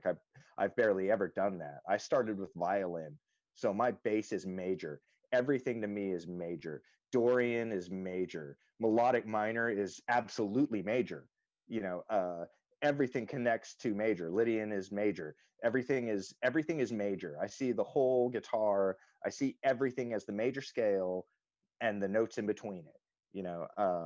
So Lydian is purely just a major with a flat 5. That's all it is to me. It is, Well, that's why you said it's got a diminished sound against the major. Exactly. And melodic minor is major with a flat 3, which is beautiful, which is great. When I was 17 years old, I went to this fancy pants guitar player. I don't even remember who he was. He was the guy that everybody was like, he's a teacher, he's amazing, dude, he's so good. And I went to him and I gave him $50, and I was like, and scheduled a lesson with him. And I got to him with the lesson, and he's like, so, what is it that you would like to know, my child? And I was like, I want to know how to use melodic minor. And he was like, well, yeah. He basically gave me my money back, and he was like, I don't think this is gonna work with us. So I went to like the books, and I just sat down and major is my bass, and to me, it's no difference playing thirds over major than the melodic minor. That is, the blues, but just hopping those thirds, just three, Yeah. three, three, flat, three, flat, three. It over a major. Everything is connected to me. That's and chords are the only thing that harmony is what navigates you through the connections. Yeah, and I think that's what I was saying in terms of like your landing points, right? That's what I mean, the landing points. And then the trick is, especially in something like jazz, where, in rock, it's like, and the way you were putting it, that would be a more disconnected thing where you're going like, I got really insulted once when an instructor said, was like sort of like implying that metal didn't have any harmonic implications. And I was like, how dare you? It's the most melodic, And it's like, but I understand now because jazz is all about harmony. It's all about the chords, and you're and you're falling, and you're going through these 2/5s and these, all this shit, and then you're kind of landing on those choice moments, and depending on the style and this and that, it's like, do you want to be, more triadic in a classical sense, or do you want to avoid that and do 7s and 9s and all the extension tones and the altered tones in an extreme jazz sense, right? And so speaking generically, though, that's some of the separation in that, but there's the connecting, flowing, melodic aspect of that, and then the harmony is the points where you resolve those things, right? And I think like if you have a rock song that's just or a blues is a little different because there is some harmony there, but like if you just kind of like a basic rock song, you can just shred your balls off, and it may be some swing works like that too. You can just go harmonic minor or minor, boom, go, or major or Lydian, and you can just play. I'm not discounting these guys at all, but that's what was kind of the guitar hero Satriani type style, was those guys would pick a modal thing, and that's why that was such fun. And stick to it, yeah. That's why it was such fun music to play as a young player, because I could figure, and then whenever they had key changes, I was fucked. But if they had a song where they just like, there's a song House Full of Bullets, and it's just like 5 minutes of, it's just this F sharp blues. It goes to the 1, the 4, the 5. It's just an F sharp blues riff in a rocks, and you just play Dorian for hours on end, and it's a great practice as a young guitar player. It's fun, and you really you can learn your fretboard, and you can learn a lot of sounds and explore. And then the longer you go, you might start diving into all the chromaticism in between and trying all these other ideas, like you said, and jazzing it up, make it more fusion. But like, I'm done there. That's what I don't know what I'm talking about anymore. Did you I'm like go back nerd session. Go ahead, Vic. Did you go back to that instructor and say, "Excuse me, sir, but have you heard of our Lord and Savior Yngwie Malmsteen?" Melodic. Is there anybody that jams that's a Locrian guy? Because you guys were talking Satriani. Sure. Like Chick Corea is. I think for Locrian sound, I really love Chick Corea. Because it's just so raw. It's so raw, and a lot of the fusion guys, Locrian and John McLaughlin is he uses a lot of altered dominant super Locrian, which is more like melodic minor than Locrian in my opinion, or at least that's how I approach it. It's more like an offset melodic minor than a Locrian scale, but it still is a Locrian mode. But Locrian, I think that sound, Chick Corea, a lot of his stuff, when I've played in the past, when I played with Locrian, and I'm like, how can I make the sound cool? I hit a lot of things that are like, oh man, that's a lot like some of the Chick Corea albums that I listen to. So it's a little more of a far out sound. Yeah. But that's another thing about jazz is like a lot of those chord extensions, when you have a chord with enough extensions, your ability to play notes is so broad, your palette is so broad, there's any number. And then when you add altered chords into the mix, you can play kind of any note you want, in a way. You could, of course you could choose to play something sensical, but you could really play whatever you want. And a lot of the great like acid jazz people who I like Chick Corea and like the stuff he did with Al Di Meola, a lot of that kind of acid jazz is really cool like that. The whole There- point there- is kind of like to play all the off notes, right? sure. You know, like that's what's so cool about it is you're going like, well, obviously you can play the 1 4 5 or the 1 5, 1 3, the 3, the 5, the 7, but it's like those other things and the alterations. When you talk about Chick Corea and Al Di Meola, are you referring to like Return to Forever? Yeah, and dude, I have like a bunch of blank CDs that don't have names on them. I have like 3 Chick Corea albums that my friend burned me. I didn't write anything on them that I listened to in rotation in my car. But Chick Corea is famous for having lots of different Yeah, players. I love the stuff he does. I love the stuff with Frank Gambale. A lot of people don't like Frank Gambale. I like Frank Gambale a lot. So kind of there's get a ton of kind of gets the bad Ingve rap on the jazz front, where he's looked at as like kind of the sweepy shredder guy, right? yeah, You know what I mean? Kind of can discount some stuff, but he's actually and he was a cock rocker at one point. At one point he wore like tights. purple guitar in the 80s shit. Yeah, and he had tights that looked like Eddie Van Halen's paint job on his guitar. Like he was total like curly perm guy. So of course he wasn't exactly invited into the jazz community immediately because he was like a perm guy. Like who get lost, man. Trying to bring some flair to the genre there. And he did. I think he absolutely did. Hey, you talked about looking at things as a major, right? So and my theory is pretty rusty, and I don't know if I make any sense. So do you look at like if you have a song that's in a minor chord, are you looking at something like the relative major and then you're playing off of that, or are you just looking at? I don't know if I'm making sense. No, absolutely. Look, I am playing off the minor. If the song is minor, depending on how I want to approach the song, I might start on the one of them. If it's an A minor, I might, I'm probably going to play like an A. I'm probably going to go ABC. Right. There's a good chance, depending on the song, the melody, the harmony, what it starts on.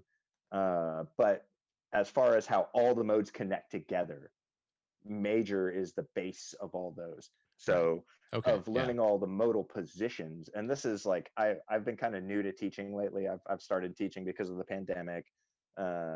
So the important lesson that I try to stress to guitar players, and I think the thing that confuses them more than anything, is playing modes as positions and playing modes modally.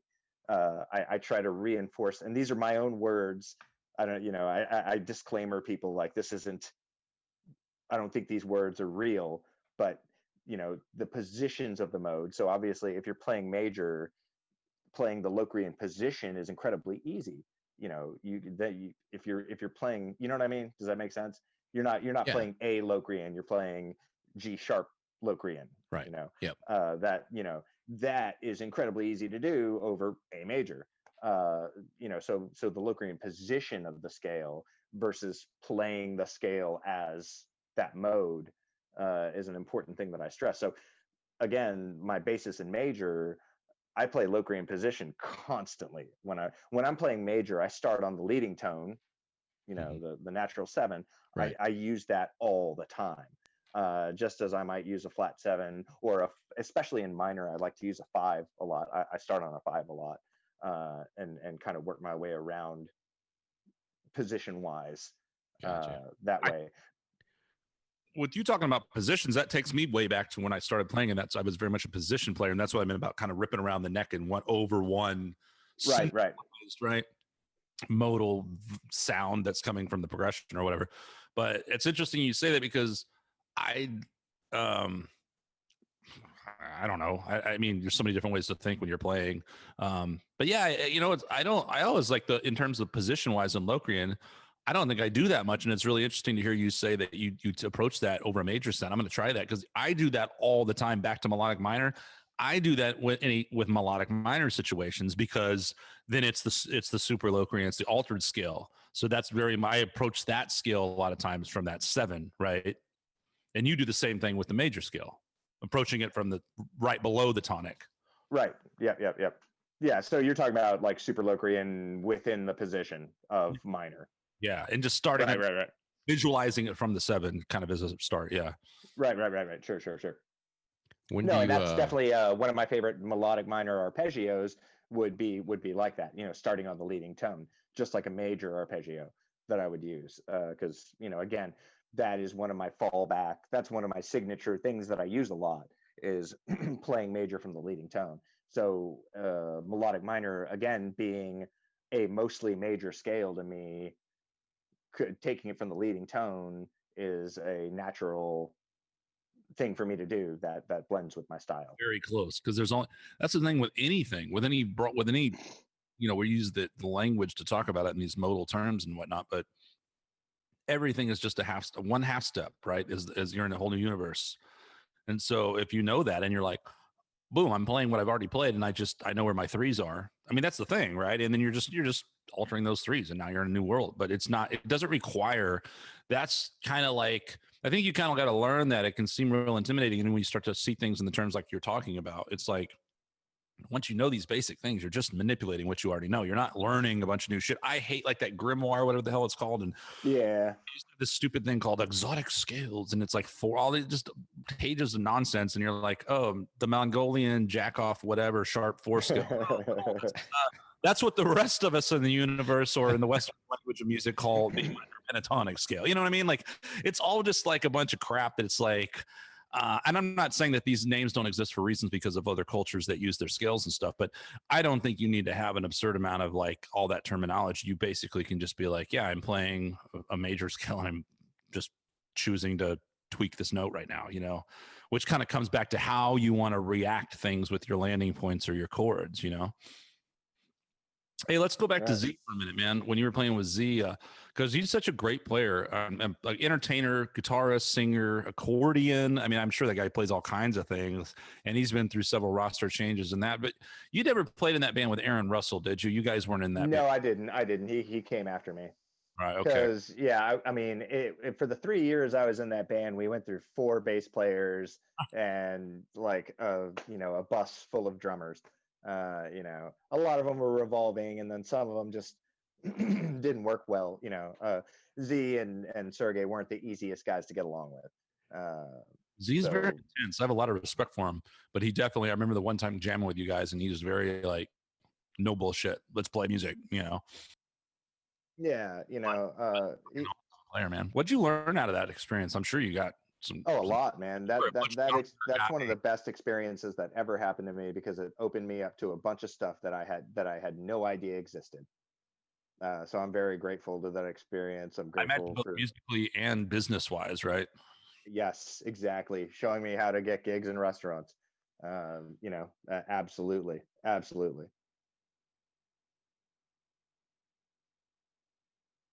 Awkward silence. Quit talking about modes. Locrian. Insert Locrian, more Locrian. I was going to say the. What? No, I was gonna make a joke from earlier when you were talking about different half steps. I was gonna say the only thing that matters is sharpen the 6th. That's that Pimp Dorian sound, son. That's it. Sharp your 6 and pop your collar. Why are my coming off? Oh man, he's sharp.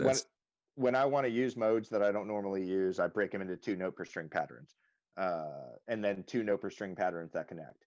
So when I do use Locrian, it's a lot of 2 note per string patterns that connect, which makes a lot of sense to me. So almost I don't like displaced pentatonic in that sense. Exactly. See, I don't use pentatonic a lot, but especially for things like Locrian, to break them into more reminiscent of pentatonic makes them make more sense and sound less fragmented and mody. Well, I think it makes them sound less linear and more interesting. It doesn't sound like you're running up and down scales that way. Right, because running up and down Locrian sounds like shit. Yeah, it creates an action. I feel like one of the guys that's a master of that. I'm master of many things, and he's one of those guys that's like in the stratosphere of Alan Holdsworth of just next level. What in God's name is going through this guy's head? But Scott Henderson, you ever listen to much him? Oh yeah, of course. Yeah, fusion, great man. Yeah, the fusion master, and he's just. I remember sitting in a few times with him, and just that dude would like notate. He's like notate everything, and he had a binder of not tab, but notated licks, of course. I mean, the guy's, amazing.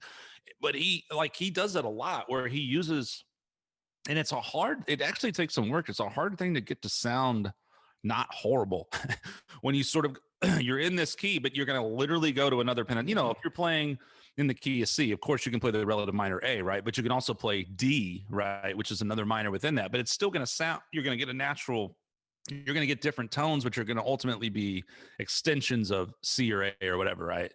So if you're playing like a D minor pentatonic over a C, right, you're naturally going to get the nines popping out. Does that make sense? Sure, absolutely. So it's like, if you play D minor, like it becomes D Dorian if you're playing it. If you're playing C major and you're playing a D minor pentatonic, right.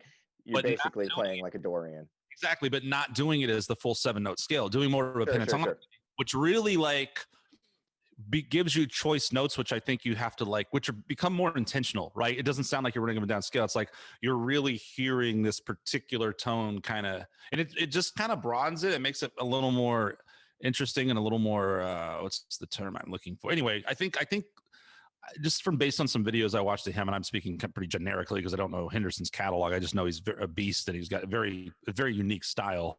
But I know he does that where he has a lesson on that. And just using these different pentatonic patterns. It sounds like something you implement, which gives you you're still not really, that's the thing. You're not really going that far away from what you're already doing. You're just doing it in a way that tends to break it up differently and makes it a little more interesting, a little less.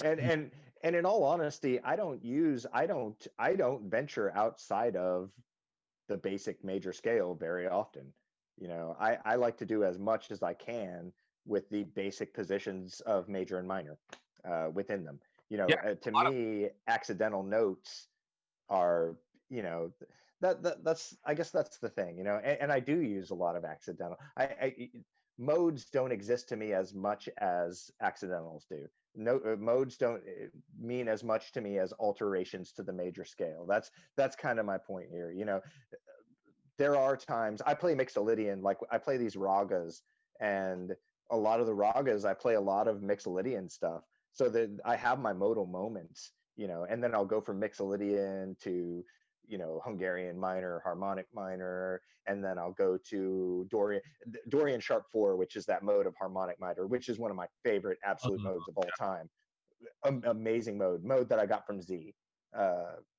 He actually showed me that mode. That mode's one of his songs. I have these modal moments where I'm playing with modes, but in my day-to-day, in my song-to-song catalog, I am playing one big scale, all the positions of major. It's like my little universe. All I'm doing is playing all the positions of major with flat fives, with flat thirds over major, with flat sevens over major, with natural sevens over minor, with all the the intervals. I play with a 12-note system, and that's how I think is, what of these 12 notes do I want to play here? And like for my style, that's kind of really more how I approach it. Exactly, man. Let's switch gears for a sec. When you're not being a huge nerd, what are some other things you do with your time? Man, guitar's a big part of it. I play way too much PUBG Mobile. I'll tell you that.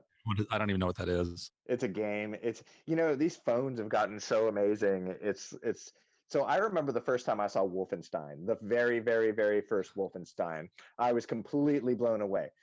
I just couldn't. I saw this giant Gatling gun, and I was like, oh my God, this is the coolest thing I've ever seen. I'm never going to see anything this cool ever again in my life. Wolfenstein completely blew me away.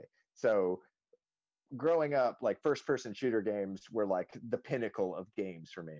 And I've never really owned a game system since the N64. So GoldenEye 007, when that game came out, I was the god of that game. Of course, everybody thought they were the god of that game, but I was the god of that game. Okay. My friend called me one day and he was like, dude, he's like, Chris, we were like 20 years old. It was his first apartment. He's like, these guys moved in next door, Chris. And dude, they're kicking my ass at GoldenEye. And I told them that I had a friend that would totally kick their ass. So I need you to come over here right now. And I was like, bro, I'm on my way. And like, this is with the landline. He called me at home. You know, I hang up. I'm there in 10 minutes. I walk in. I'm like, all right, douchebags, you three on a team. You know, blah. I put them all three on a team against me. I wailed their ass, destroyed them. My friend was like, "Thank you, Chris," and I left. And that was like that was like my heroic moment as a 20-year-old. You literally showed up in a shirt that said the Karate Cowboy Golden Eye Extraordinaire. This was 20 years ago, man. Like I was. Oh yeah, I dude. remember having friends. In fact, that was right around the time that I went to music school, and I had some buddies that I'm pretty sure they played that fucking game like nobody's business. Man. I remember it being a huge thing. Hell, my N64 is still out in LA. I just took it over to some dude's house and just was like, fuck it, keep it. I had like, what was that game? Turok. Oh yeah. Turok. I had like 2 games, and I was like, I think by that time they had like an updated Mario Kart, but I was stuck in the Super Nintendo, man. And the original Nintendo, and then the Super Nintendo with like Mario Kart and those games. And I was what's the racing? F-Zero. F-Zero is my jam, dude. That's still where it's at for me, man. Like I checked out after that. You know, there was that, and there was the World of Warcraft phase, and after that, or not World of Warcraft. And I was done. Like I haven't played video games other than like 1 year, like maybe 2 or 3 years ago during Thanksgiving. I went in this weird kick and went and played a whole bunch of Mario Super Nintendo games all day long. But like, I mean, I just don't play video games anymore, you know. Yeah, I haven't owned a game system since N64. Like I've never had a PlayStation or a PlayStation 2 or 3 or anything like that. I never had a computer that could play games. I've never really gotten the chance to game outside of being at friends' houses and playing games with them.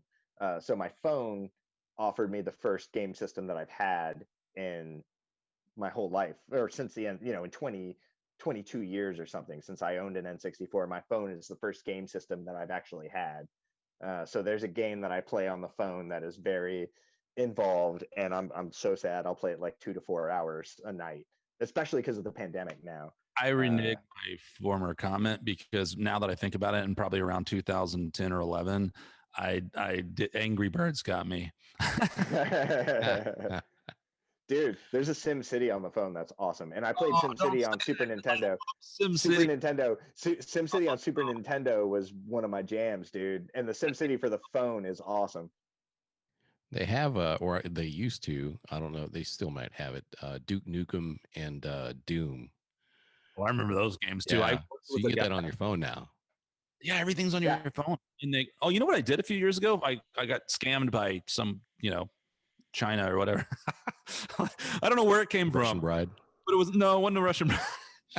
A Russian bride from bride. China. Like, wait, what? Oh, wait, this is from Nigeria, but it's a Russian bride from China. All sounds legit. Checks out. Here's my credit card.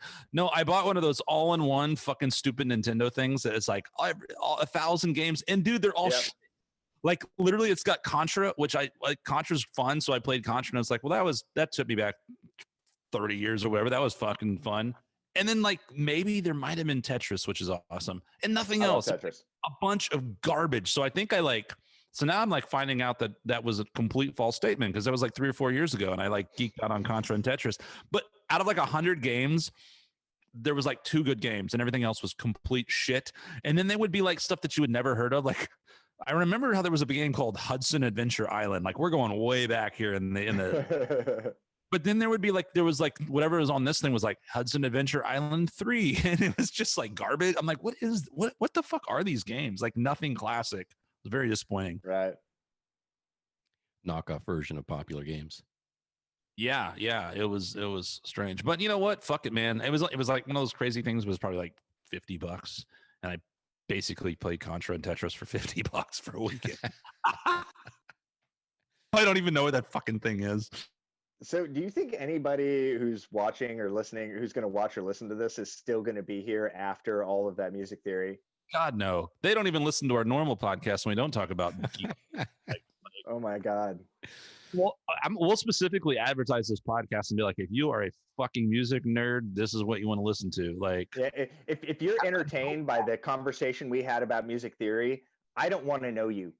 That's basically that's what I'm saying. Like, I don't ever want to run into you on the street. Don't come to my gig and talk to me about Locrian and shit, please. Oh, that'll happen. Alone. this is the podcast for like the 14-year-old me, like where I'm like, I'm getting all like excited about like complete nerdy stuff that nowadays I'm like, someone tries to talk to me about it. I'm like, yeah, whatever, dude, mix it in. Yeah. But yeah, like, like it's like the guy, and we've all been that guy where you're like, you see a band play and you're like, want to look at their pedal board and you really want to talk to them so bad. And you're like, so what kind of pedal is that? What mode do you use? What mode? I heard your podcast. I like Dorian. Basically just impersonating Garth from Wayne's World at this. I thought you were impersonating that burrito kid. Oh, yeah, bringing that back. So are you ready for my exciting news? Yes. Oh, yeah. Go for it. Yes. Now that everybody's been chased away by the Locrian monster, is listening. Now is the best time to tell you I'm going to be doing a stream next Thursday with the Del Castillo brothers. I don't know if y'all know the band Del Castillo. Yeah. I'm good friends with Rick and Mark. They're amazing guys. Awesome. Like I hang out with them every New Year's Eve. I hang out with Rick especially all the time. I go to a studio, we jam. I have like a ton of videos of us just jamming songs. So we finally put together an official stream for next Thursday the 8th at 8 p.m. Badass. Like all the information's on the Del Castillo Facebook page. And we're putting together a set with like 3-part harmonies. Like all 3 of us are gonna have harmonizing solos, and like we're putting together. Tomorrow is what you want to say, because this is going to air a few days from now, so it'll probably be next week. Because Thursday the 8th, October 8th, at 8 p.m. Yeah. October 8th, 8 p.m. Awesome, dude. I'm glad. That is awesome news. That's really. Have you played with those guys before? I mean, you've played with them on stream. Have you done live shows with them in the past? No, I haven't. I've just jammed with them at their house, and like this last New Year's Eve, man, we jammed like all night. Like we all just jammed all night. It was awesome, man. I can totally see you vibing. I mean, I know how you play, and I know your style, and I know how good you are. Like that's awesome, dude. Like, and it doesn't. And they're awesome guys, man. They're like they're so cool. They're so nice. They're so like just great to vibe with. They're super cool guys. Them, Vic. I want to say maybe it was through Frank, your brother. Or it was you. No, it was years ago, and got to hang out backstage and see them warming up and everything. Yeah, we. So my brother worked at Starbucks, and he was wearing one of their shirts, and this girl comes in and she's like, "Hey, cool. No. This girl comes in wearing the shirt. That's what it was." And my brother goes, "Hey, cool shirt," because we had just seen them like on PBS or something, right? Like one of their live shows, and we were like, "Damn, these guys are awesome." And so she walked in and he's like, "Cool shirt." She goes, "Hey, thanks. I work for him." And then he got to talking to her. And he ended up getting the backstage passes for the Cinco de Mayo show. Who was she? Yeah, I don't remember. I don't remember if I met her or not. Okay. She either, I don't know if she was a manager or I don't know. Okay. Awesome, maybe my brother will. Yeah, maybe my brother will remember them. But yeah, it was them. It was. I can't remember who they were playing with. I think it was Robert. So it was them. It was Maneja Beto. It was like one of the openers. I want to say Robert Rodriguez's band was there, or was it Grupo Fantasma? I don't think it was. Yeah, I can't remember. It wasn't Grupo. It was one of those. But yeah, we got to go in back. Or it was Vallejo, I think. It was Vallejo. Okay. Maybe. Yeah. Yeah, but we got backstage passes and we got to hang out with the Del Castillo band. So the brothers, Alex, I think was the singer's name, right? Yeah, Alex Ruiz. Alex is awesome too, man. He was like the first guy in the band that I hit it off with. Because I did a thing at Rick's studio is how I met him. And Alex just immediately was like, "Hey man, what's your name? What's your..." Like he was just like they're all freaking awesome guys, man. But like me and Rick definitely hit it off. And I've only recently gotten to know Mark in like the last year, but he's awesome too, man. He's a photographer too. He's the one putting together the podcast, at least this one, with like his cameras and his set and everything. Of course, Rick also owns a studio. His Smiling Castle Studio is. I was going to ask what that is. What part of? Please tell me that's in South Austin and not Georgetown. Kyle. Oh, okay. I can deal with. Yeah. Yeah, It's actually not that bad either. No, It's it's down the road. it's really easy to get to. Like there's some places in Kyle that are like 10 miles off the freeway. He's just perfectly off the, far enough off the freeway to not hear it, but not too far off, So real easy to get to. He's a great engineer. Like they're both great engineers, and they both do like audio video stuff.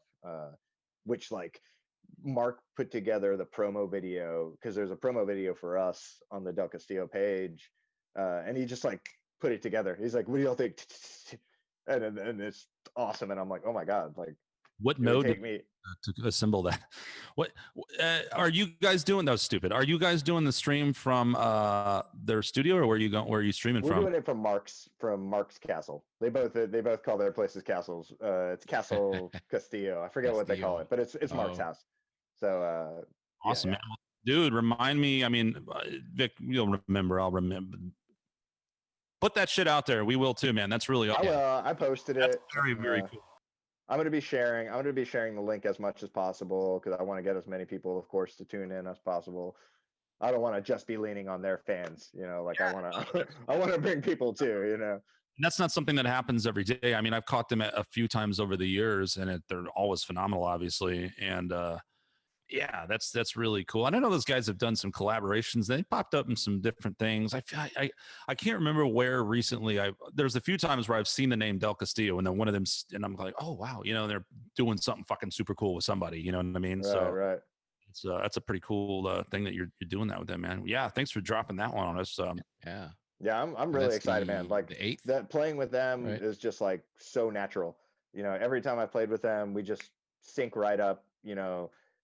It's like I feel like we're on a wavelength. Like we can, it's so easy. Like when we're figuring out harmonies, it's just so easy. We're just like, we're just like,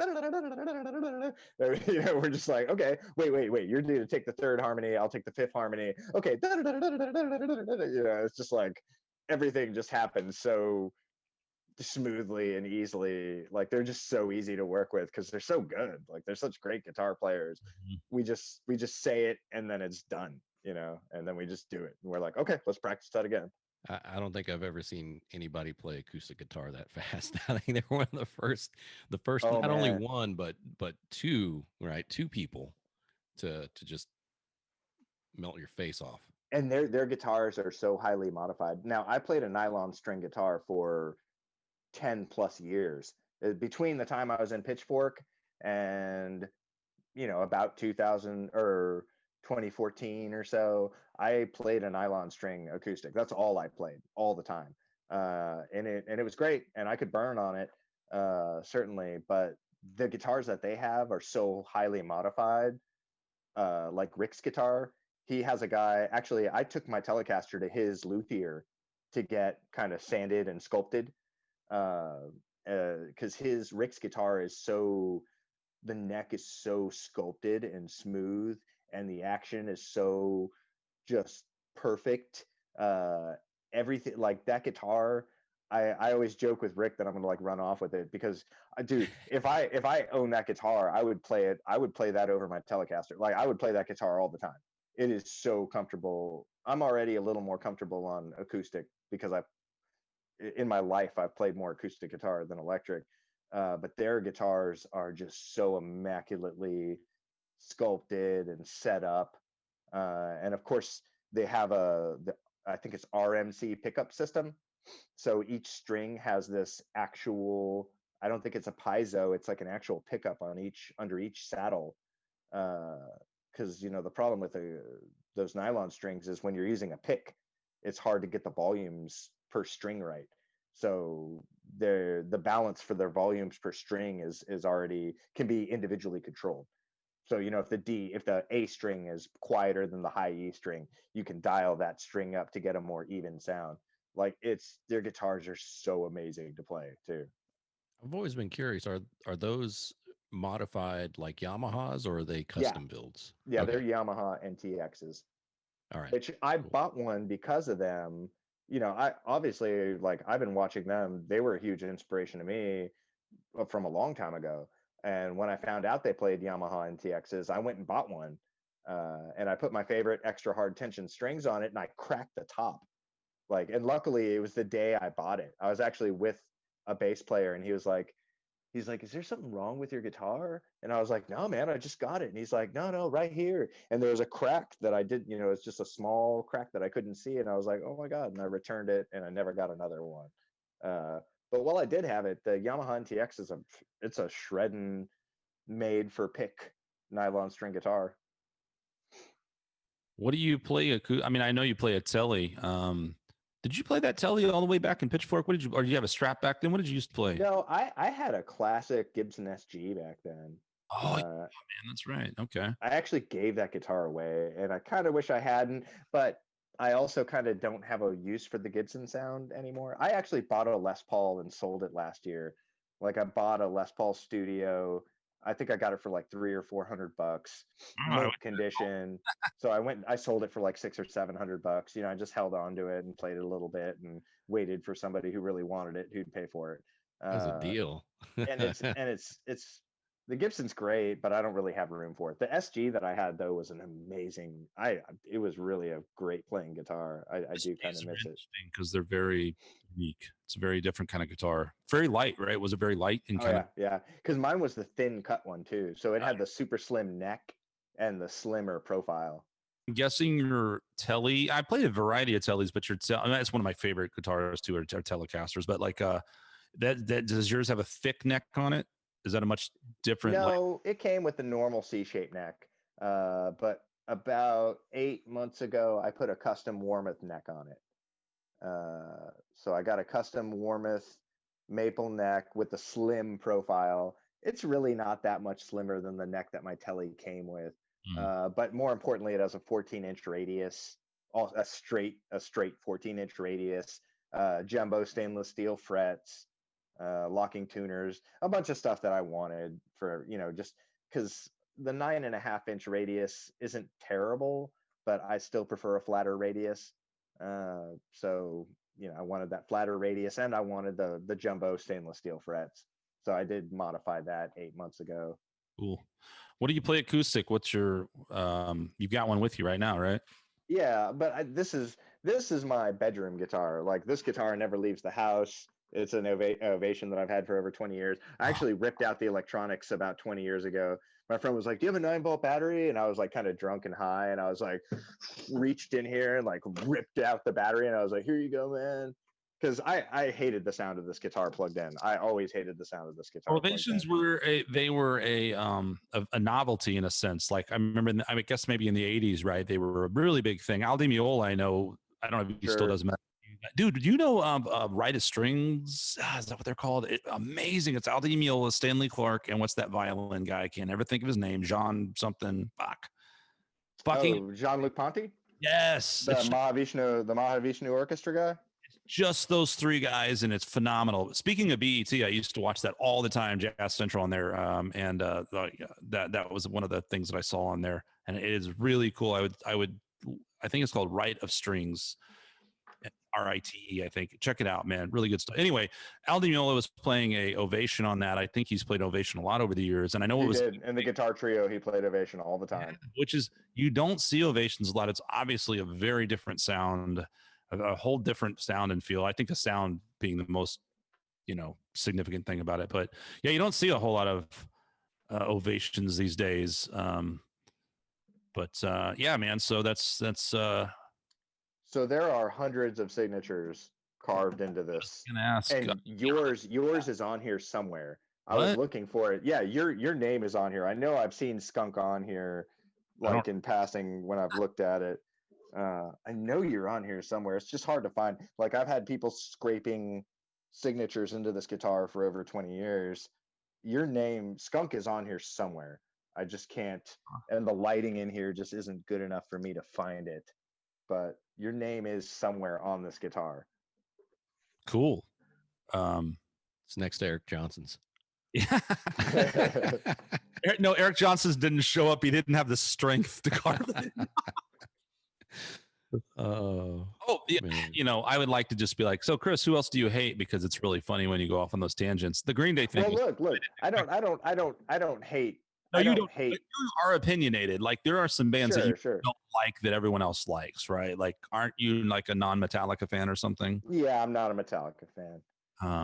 And there's bands that I come close to hating, like Typo Negative.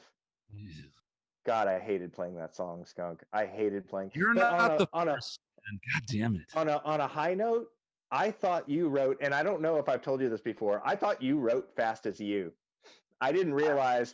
I thought "Fast as You" was your song, and I remember thinking, "Damn, that's a really good song, man." Like Nope. I was like, "Damn, man, that's actually a really good song." Like, how did you like? You should be doing like I was thinking to myself like, man, you should record that and like do something with that because I was like, that's a really good song. I had never heard that song in my fucking life until that band, That's and how I thought I got Chris in the band. I was like, check out this song that someone wrote. yeah, "Fast as You." I was like, dude, that's such a cool lick. Like that's a cool riff. I was like, it's not really my style, but I like it. Like it's just well done. Really fun song to jam on too, and you can just solo to the cows come home. Hey, you know what? Before we go, let's go back to, unless you got anything else specific you want to talk about, I'd love to go back and talk about one particular Pitchfork gig, maybe the most ridiculous gig in my career, and that is saying a lot. And I'm sure it's up there with you too, if not the Are you talking about the middle of nowhere fucking cannibal cafe thing? fucking feed barn, man. Remember that shit? I do, but also I don't because I was wasted too. Well, you were lucky. Yeah. I remember that gig. We talked about this. So we had Dave. I mean, you remember Dave, who was kind of the second drummer cowbell guy that, my friend that I've known for a million years. And he would drive up from like Waco and shit and play with us. And it was just, I mean, that band was a fiasco. And there was Brian, the keyboard player, who I think lives in. And he's the one that he was dating the chick from the band, right? Like, who was he the one? Right. The "Is It Just Me" or "Has the Whole World Lost Its Head"? What band is that? Is it just me or has the whole world lost its head? Like it's a chick band. Oh, I don't know. I don't remember. He was dating the chick from that band. Oh, okay. And she came to our gigs. Do you remember what I'm talking about? And I think she had cancer or something. I don't know. Dude, I'm like making no sense now. You're right. There was a lot of alcohol and weed back then. It really was. And hence the reason we were probably playing at a feed barn. But yeah, so we had that gig and I just remember it was just a fiasco. We showed up and it was booked and I had put up flyers and everything. And because, I was super gung ho on this thing, even though it was a train wreck, it was a fun learning experience for all of us at least. We had some fun times at least. But what was interesting about Pitchfork is, like, we showed up at this place and there's people, there were some people there. And I just remember like getting there, the guy's drunk and set up shit. He was being a dick. It just kind of put a bad taste. It was like a fight in the parking lot during the intermission break, whatever. It was a very strange thing, but we opened with, we opened from a Faith No More song. We played several Pink Floyd songs, which we always did. I'm sure we played Fast as You, Typo, but we would do stuff like where we'd play Willie Nelson and then we go to Typo Negative and people would just be like, what in the fuck is happening? Like, I remember at that particular gig, we played at one song where some people were dancing, and then the very next song we played like Typo or something, and they were booing. Yeah, and I think I remember like looking at somebody like, yeah, I know. I was like, yeah, I know that song fucking sucks, right? Yeah, dude, I'm sorry. Boy, that type I've really created. I've created more divide with Typo Negative. Victor said, "See, we've had people on the show that I have literally brought people together with Typo Negative, and meanwhile, I've had people in my bands that were just like, I fucking hate you, skunk." Like, Sammy was That's right. Yeah. Fucking hated. And Look, this was after Peter Steele had died, and they were just talking mad shit. I was like so mad, like, you motherfucker, but I was just like giggling it off and holding my tongue. And finally, I was like, all right, fuck off and play the goddamn song. And then later, he was just like, you know what? I was wrong. I realized it was kind of a joke, and it's really cool, and I like it. But I was like, Jesus fucking Christ, people be hating on Typo Negative.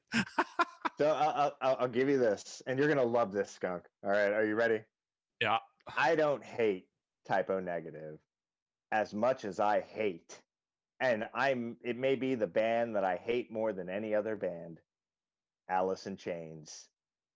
That's just I flat out black. I despise. And Ladies and recently, gentlemen, I give you Chris DeVore, great, amazing guitar player, recently, plays with Del Castillo and loves music and has all these great opinions. And then he says something stupid like this. recently, I had an epiphany.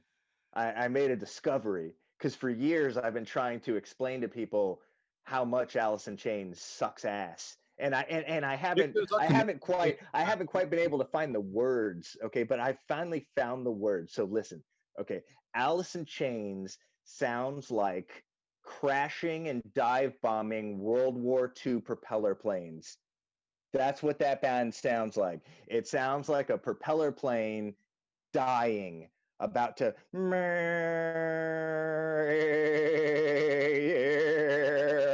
I'm about to hit the ground. That's it. I'm going to give you this. That's not the worst analogy I've ever heard. And at least it's well thought out and constructed in terms of the sound. And I don't think I get the goat. And also I get the goat. But like, I don't think Lane Staley has got as bad as, say, Geddy Lee or Stevie Nicks. Where's Geddy Lee is like Geddy Lee's more like an insect. Geddy Lee is like the bad guys in Starship Troopers. You know, like that. Yeah. Oh, classic Paul Vanderhoeven pile of ass. Cult classic.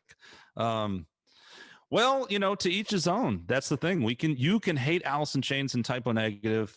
But I still don't hate. I don't hate. The thing is what we've learned here on this podcast today, other than absurd, obnoxious amounts of music theory gibberish, is that one person can be wrong and hate Alice in Chains, but everybody can still be right and hate Green Day. See?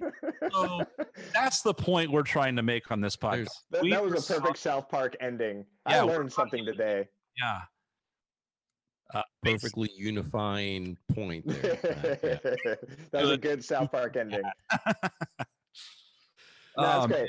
Look, Alice in Chains is such an incredibly popular band. I cannot deny that. I can't deny any band, man. I can't deny Nicki Minaj or Lil Wayne. I can't deny Britney Spears. I can't deny Justin Bieber, man.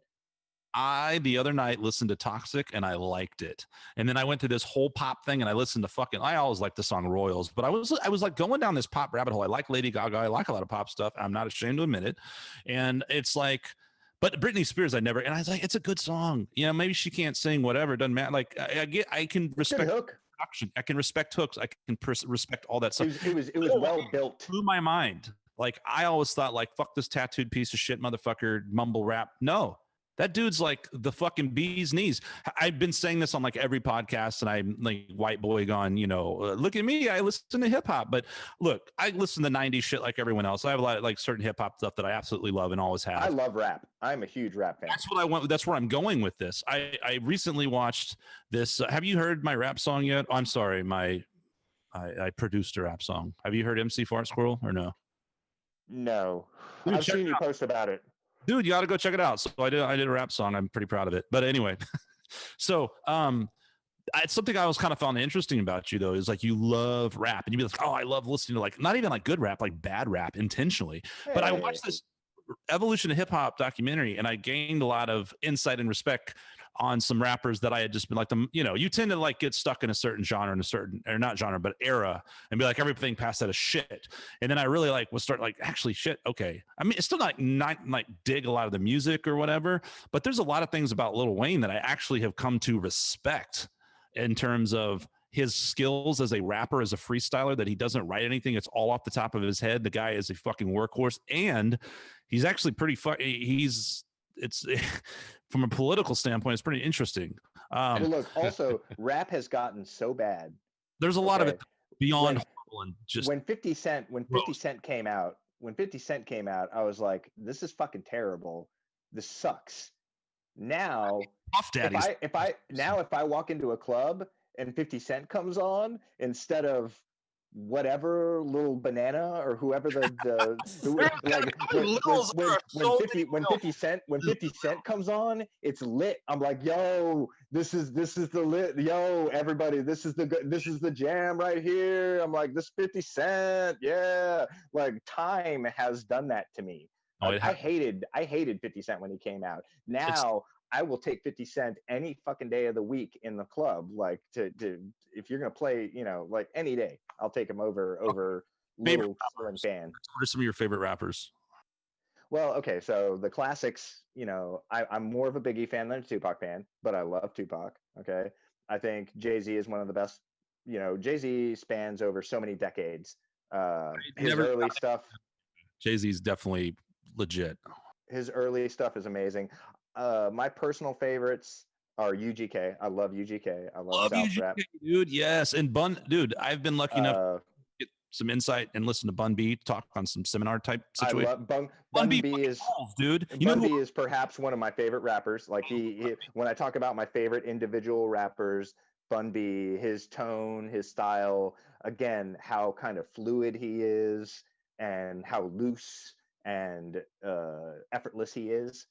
Bun B is definitely one of my favorite, because rap to me is rhythm. It's just awesome ways to break down rhythm.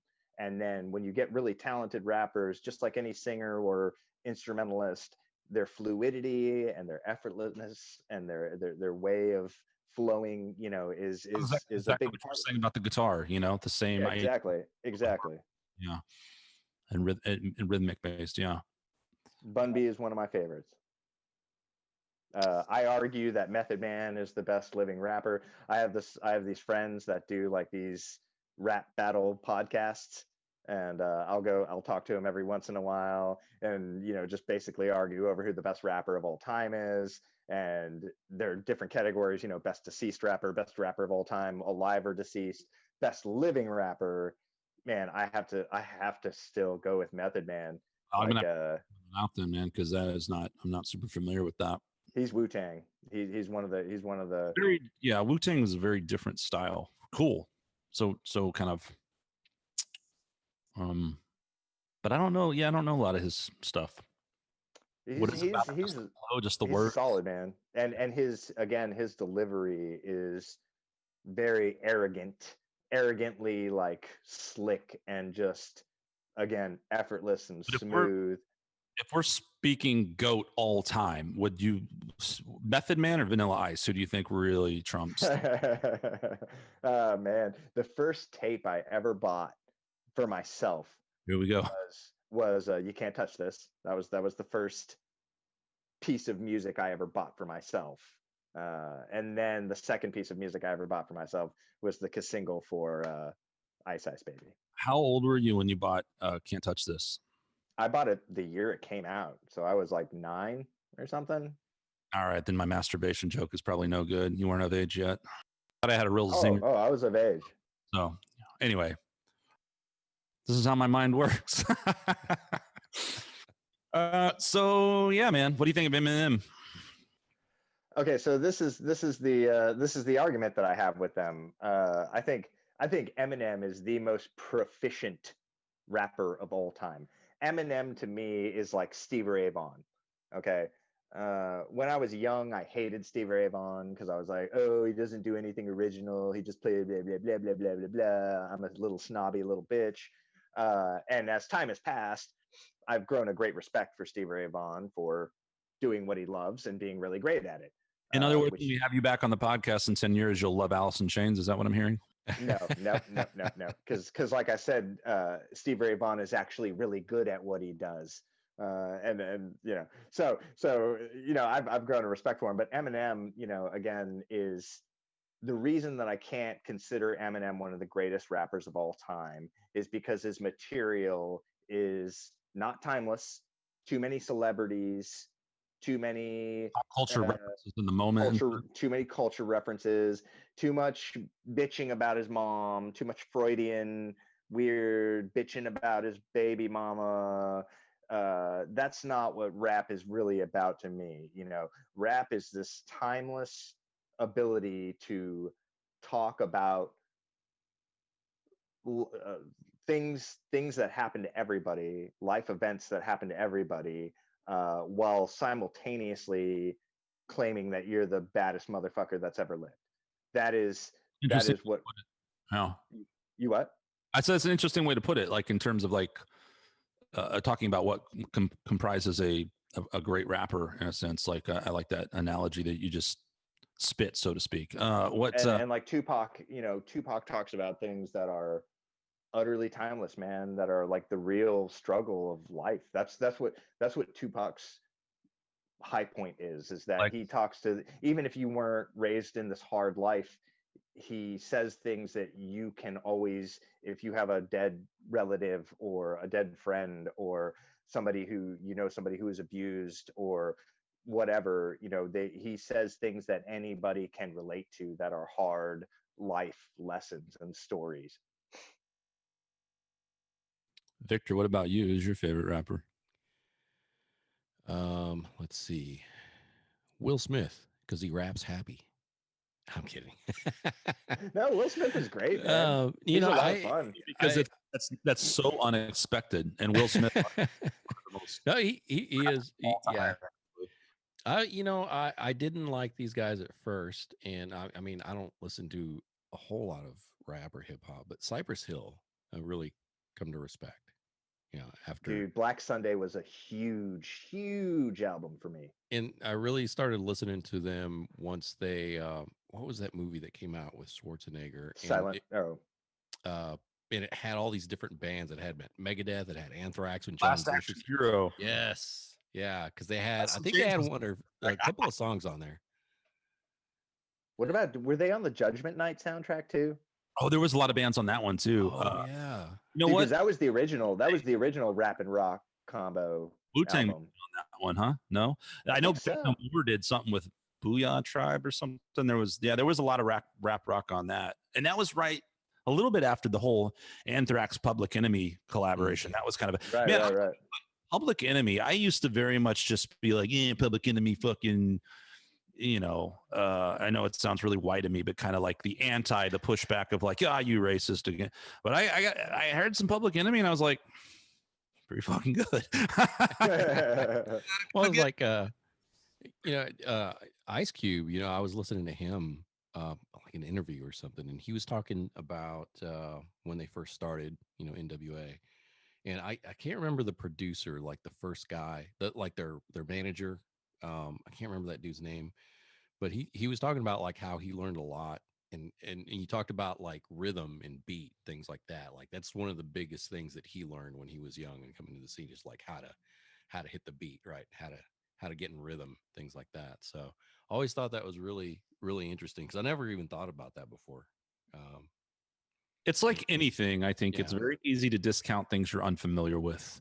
Exactly. And if you're unfamiliar with the culture, and that's a very broad term, but if you're not, you don't relate to the musical context, or and for guys like us as guitar players or something, especially when you're young and you're very focused on one thing and you're in the metal or you're in the country, and then you're like, well, headbangers, and then you're like shit kickers, and rap is stupid. And you tend to, just like that's the problem we always talk about with political landscape, it's the assumption that everyone's the same. And we're all actually pretty eclectic, I think. And so, it's like that with anything. I think the hardest, like, so many people I know that are like, or not maybe so many, but definitely some, or it's very, as a guitar player and a metal fan or something, like you go like, ugh, rap, ugh. And you think of someone like Kanye, who's just a douche and just annoying, like whether he's good or not, we can all agree he's an annoying dude with some problems, to say the least. Yeah. But like the genre as a whole, I wouldn't let that fuckhead be the face of it, right? And if someone goes like, I hate Eminem, he's just no, completely not. He's actually very bright. He's actually speaking on social commentary and say he's actually has a skill set along with all these other guys we've been mentioning. And I've come to that where I'm like so much more able to look at things nowadays too. Like it's so easy to judge a book by its cover and see Lil Wayne and just be like, look at this piece of shit. and then I'm like, man, fuck this dude. Actually, there's a reason why like these guys do have success, you know, and like there are some anomalies of just like absolute crap that really should not have success. But a lot of the artists that we shit on, and I make fun of them as much as anybody. I mean, I make fun of shit all the time as part of what I do. But a lot of the stuff I make fun of, I'll acknowledge that like it's legit, you know, it really is. So in its own, Sure. you know, so Just like Alice in Chains, man. yeah, I can't say that they're a bad band. They're not. People love them. you don't like them. People get joy from them. You know, and again, if they're loving what they're doing and people are loving listening to it, and those two things come together, that's the greatest thing in the world. You know, it doesn't matter what I think. What I think ultimately only matters to me, and it just doesn't matter And it's so in true. the grand Like, scheme of things. I actually feel like this right here is the best ending of a podcast we've had in terms of like, oh, like we've had like this. It's like at the end of what was the show?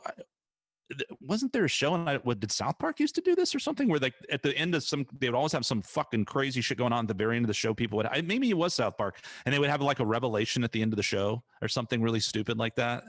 And be like, you see, kids, that's why you know what I mean? I feel like we just had like, you see, all good. It's just your opinion. Everybody can get along and listen to what they want. It's all cool. Yeah. But no, it's an important point to make that basically it's subjective and everything is good to somebody and everything has value and merit except for Green Day. And I think that that's the one thing that we've gotten. and you know, your opinion is for you. That's it. You just said it, man. You just nailed it. It's for you. You know, when I grew up, my dad told me that voting was a private, personal thing, you know, that you did for you. It's, you know, and he's like, it's your right and it's yours and it belongs to you. And that's like a lot of things, you know, your opinion it's yours and that's sacred, but it's also, you know, it's important. Yeah. Right. And you don't want to lose sight of, you know, you don't want to become a tyrant. Dude, you literally just nailed it. Like what you just said, that is what our whole, I mean, democracy should be based on, is that you do have the right to your opinion. Now, that doesn't mean you have the right to go out and harm other people and destroy their property there are laws for fucking reasons. That's why we don't have anarchy. But if you want to have that fucking opinion and you're not doing anything to harm anyone else about it, it's your right to have that fucking opinion. And it's dangerous when you start having expectations. Sure. Everyone has the same opinion as you. In a way, we can talk about music kind of jokingly in that context, but I think it's actually just as big because it's such a personal thing to people. You know, it's people who are willing to throw away fringe. I mean, there are literally people like, as with politics and all these things we're seeing right now, you know, we could very easily be the same way with something so ridiculous as music. Oh, fuck that guy. He doesn't like Alice in Chains. Like our egos, our egos need validation. And ultimately validation is for other people to think and believe what you think and believe. That is the ultimate validation. And that's one of the strongest, the validation of your ego is perhaps one of the strongest primitive brain functions that you have. Nothing will trigger the reward system of your primitive brain function like the validation of your ego and the validation of your ideas, opinions, and beliefs. Well put, man. I feel like that's a great wrap to this. Chris, thank you so much for coming on the show, dude. Yeah, man. Thank y'all for having me. If you want to do a little fiddle, if you want to give us a little bit of what I really wanted to say before we left was the draw between Indian music and rap. Okay. Go for it. So when I was younger, because of John McLaughlin, I learned about conical, which is an Indian counting system. So it's a way to divide 2 and 3 beats, you know, so taka, takita, right? So if you wanted to count 4, you go taka, taka, taka, taka, taka, you know, so taka, taka, taka, taka, taka, taka, taka, taka. Or if you're doing 3, 4, takita, takita, takita, takita, takita, takita. Or so when you get into more complex, like say you wanted to do like an 8/8, that contains a triplet. And you're like takita taka taka takita taka taka takita taka taka takita taka taka, right? So or 7/8, you know, if you want to just takita taka taka, or no, it'd be taki. Well, what would it be? It'd be 3, 4, 5, 6, 7. Oh yeah, I guess takita taka taka is 7/8, and then takita takita taka taka.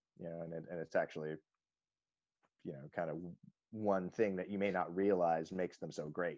It's also, I think, harder to do. It's harder to write. I mean, if I'm going to hear a melody, I can plunk out the notes of the melody and be like, it's a C, it's a C. Not, you know, assuming things aren't flying by a zillion miles an hour. Like that's relatively easy to do if you're, you know, musician with some experience. Notating the timing of something is far more complicated. Would you agree with that? Yeah, no, absolutely. That's the biggest part of reading music is the timing. Yeah, exactly. Yeah, that's what takes, whenever I transcribe something, that's what takes the time. Like the melody aspect of it is pretty quick, you know? When I hear a complex rhythm, a lot of times I'm like, God, that would be, if I saw that on paper, I would have no freaking idea what to do. Like I would have to count that so many times to get it. Like when I hear something syncopated, like in not linear syncopated, but like broken syncopated, I'm like, oh God, that would be a nightmare on paper, man. Like that'd be a nightmare to write, and it'd be a nightmare to read. Like if that came up in a chart, I would just be like, no hands. It'd be like playing a typo negative song at a Pitchfork feed barn again, all over again. Like, oh, what a great memory though. I had a great night that night. I remember fights happening at Giddy Ups all the time. So the fight that happened in the parking lot was like par for the course for that band, man. Yeah, you know, we were dive bar extraordinaires back then. That was going to be one of my first questions. Did you ever get in on that Giddy Ups action? And he just answered it. We played a lot of shows at Giddy Ups, man. We cut our teeth at Giddy Ups. Chris was there with me. That was what we did, man. And you negotiated pay for us. Oh, they loved us. Yeah, they loved. I think we got paid more to play in their garage than bands get paid to play there now. Totally did, yeah. And we would make tips, and we had all that like bullshit merchandise. I mean, it was a very fun, you know, cutting your teeth. So you don't remember the slow grind blues guy? Wait, what's the story here? At Giddy Ups? Yeah, we were playing one night. Are you talking about the guy No, this guy took a notepad and he wrote slow grind blues on it, and he stood there in front of us and he was like, wow, and like waved it in our face, and you turned to me and you were like, slow grind blues, what the fuck? And then we played like, so, you know, like we did this, we went like, yeah, you know, and then we just like played bullshit, and slow grind blues guy was happy, but he was so adamant. He was so adamant, like play slow grind blues, grind blues. That's the one thing I like. It sounds like a Stevie Ray Vaughan song I heard in 1974, and now I'm happy, and here's $1. Yeah. God bless him. Yeah, dude, fun times, man. One cool thing is I love that, you know, we've come cross paths a few times and talked here and there over the years, but we started doing this podcast and I've reached out to a lot of people, and it's really cool because, you know, just having people like yourself on here, shooting the shit for a few hours, catching up on stuff, reminiscing about crap that happened 15 years ago that was absurd and hilarious and timely, you know what I mean, in its own right. And then just seeing like where we've gone since, you know, and the different things that we've done. I mean, you're playing with Del Castillo coming up here, so that's fucking awesome, man. And yeah, it's kind of a small world. It's cool. Like when you cross paths with all these people in Austin, we all kind of, you know, had these adventures together, man. But dude, I thought it was a really cool podcast. Talked about a lot. We'll chop out the 4.5 hours of music theory where we nerded out, and we'll talking about content. What mode? You're gonna embarrass me. It sounds very major. Big Mick, I know it.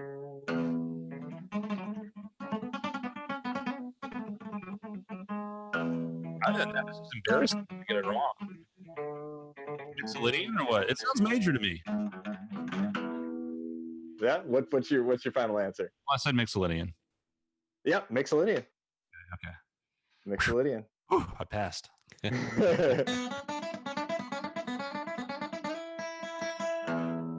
Nice. All right.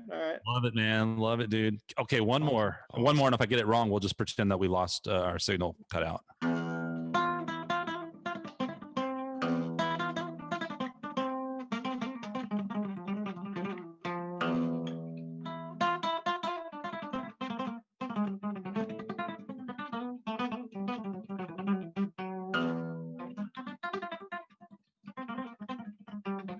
That's a very hybrid sound.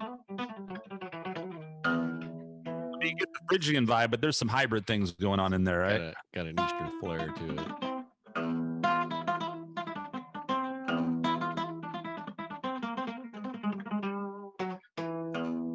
What are you doing there? Like, give us one last nerd out here. What is that? What are you doing? I'm really uncomfortable here. Let me get.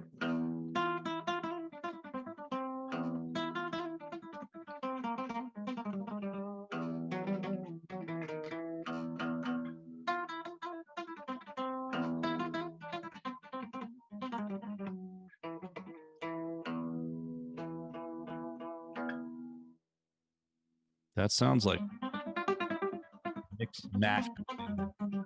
I mean, that's like a Phrygian dominant thing, right?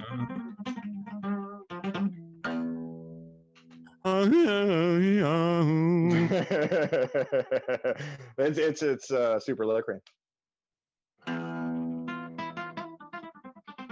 It sounds like there's a big gap in there. Sounds like it's a big minor.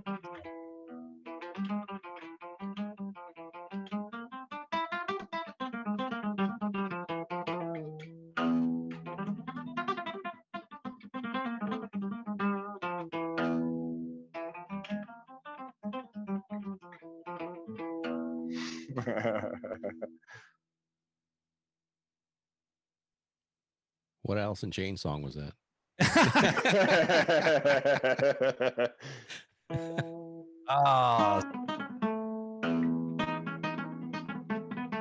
What about this?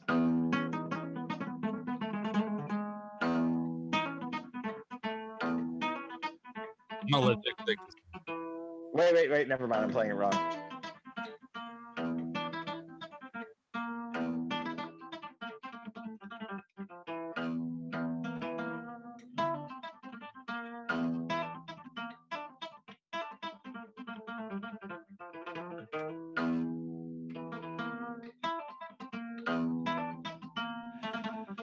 I mean, you got the tritone is what I'm basically picking up on. I was gonna say, when in doubt, say Locrian. Right. Yeah, that's straight E Locrian. Look at it, man. Look at that.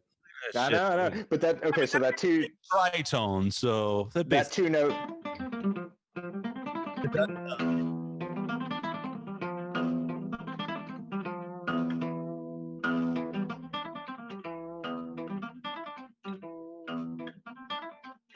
See, that's a more digestible Locrian.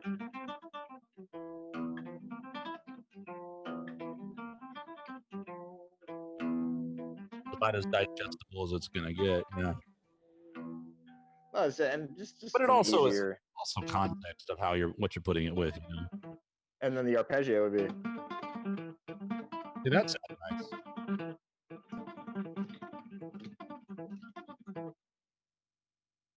All right.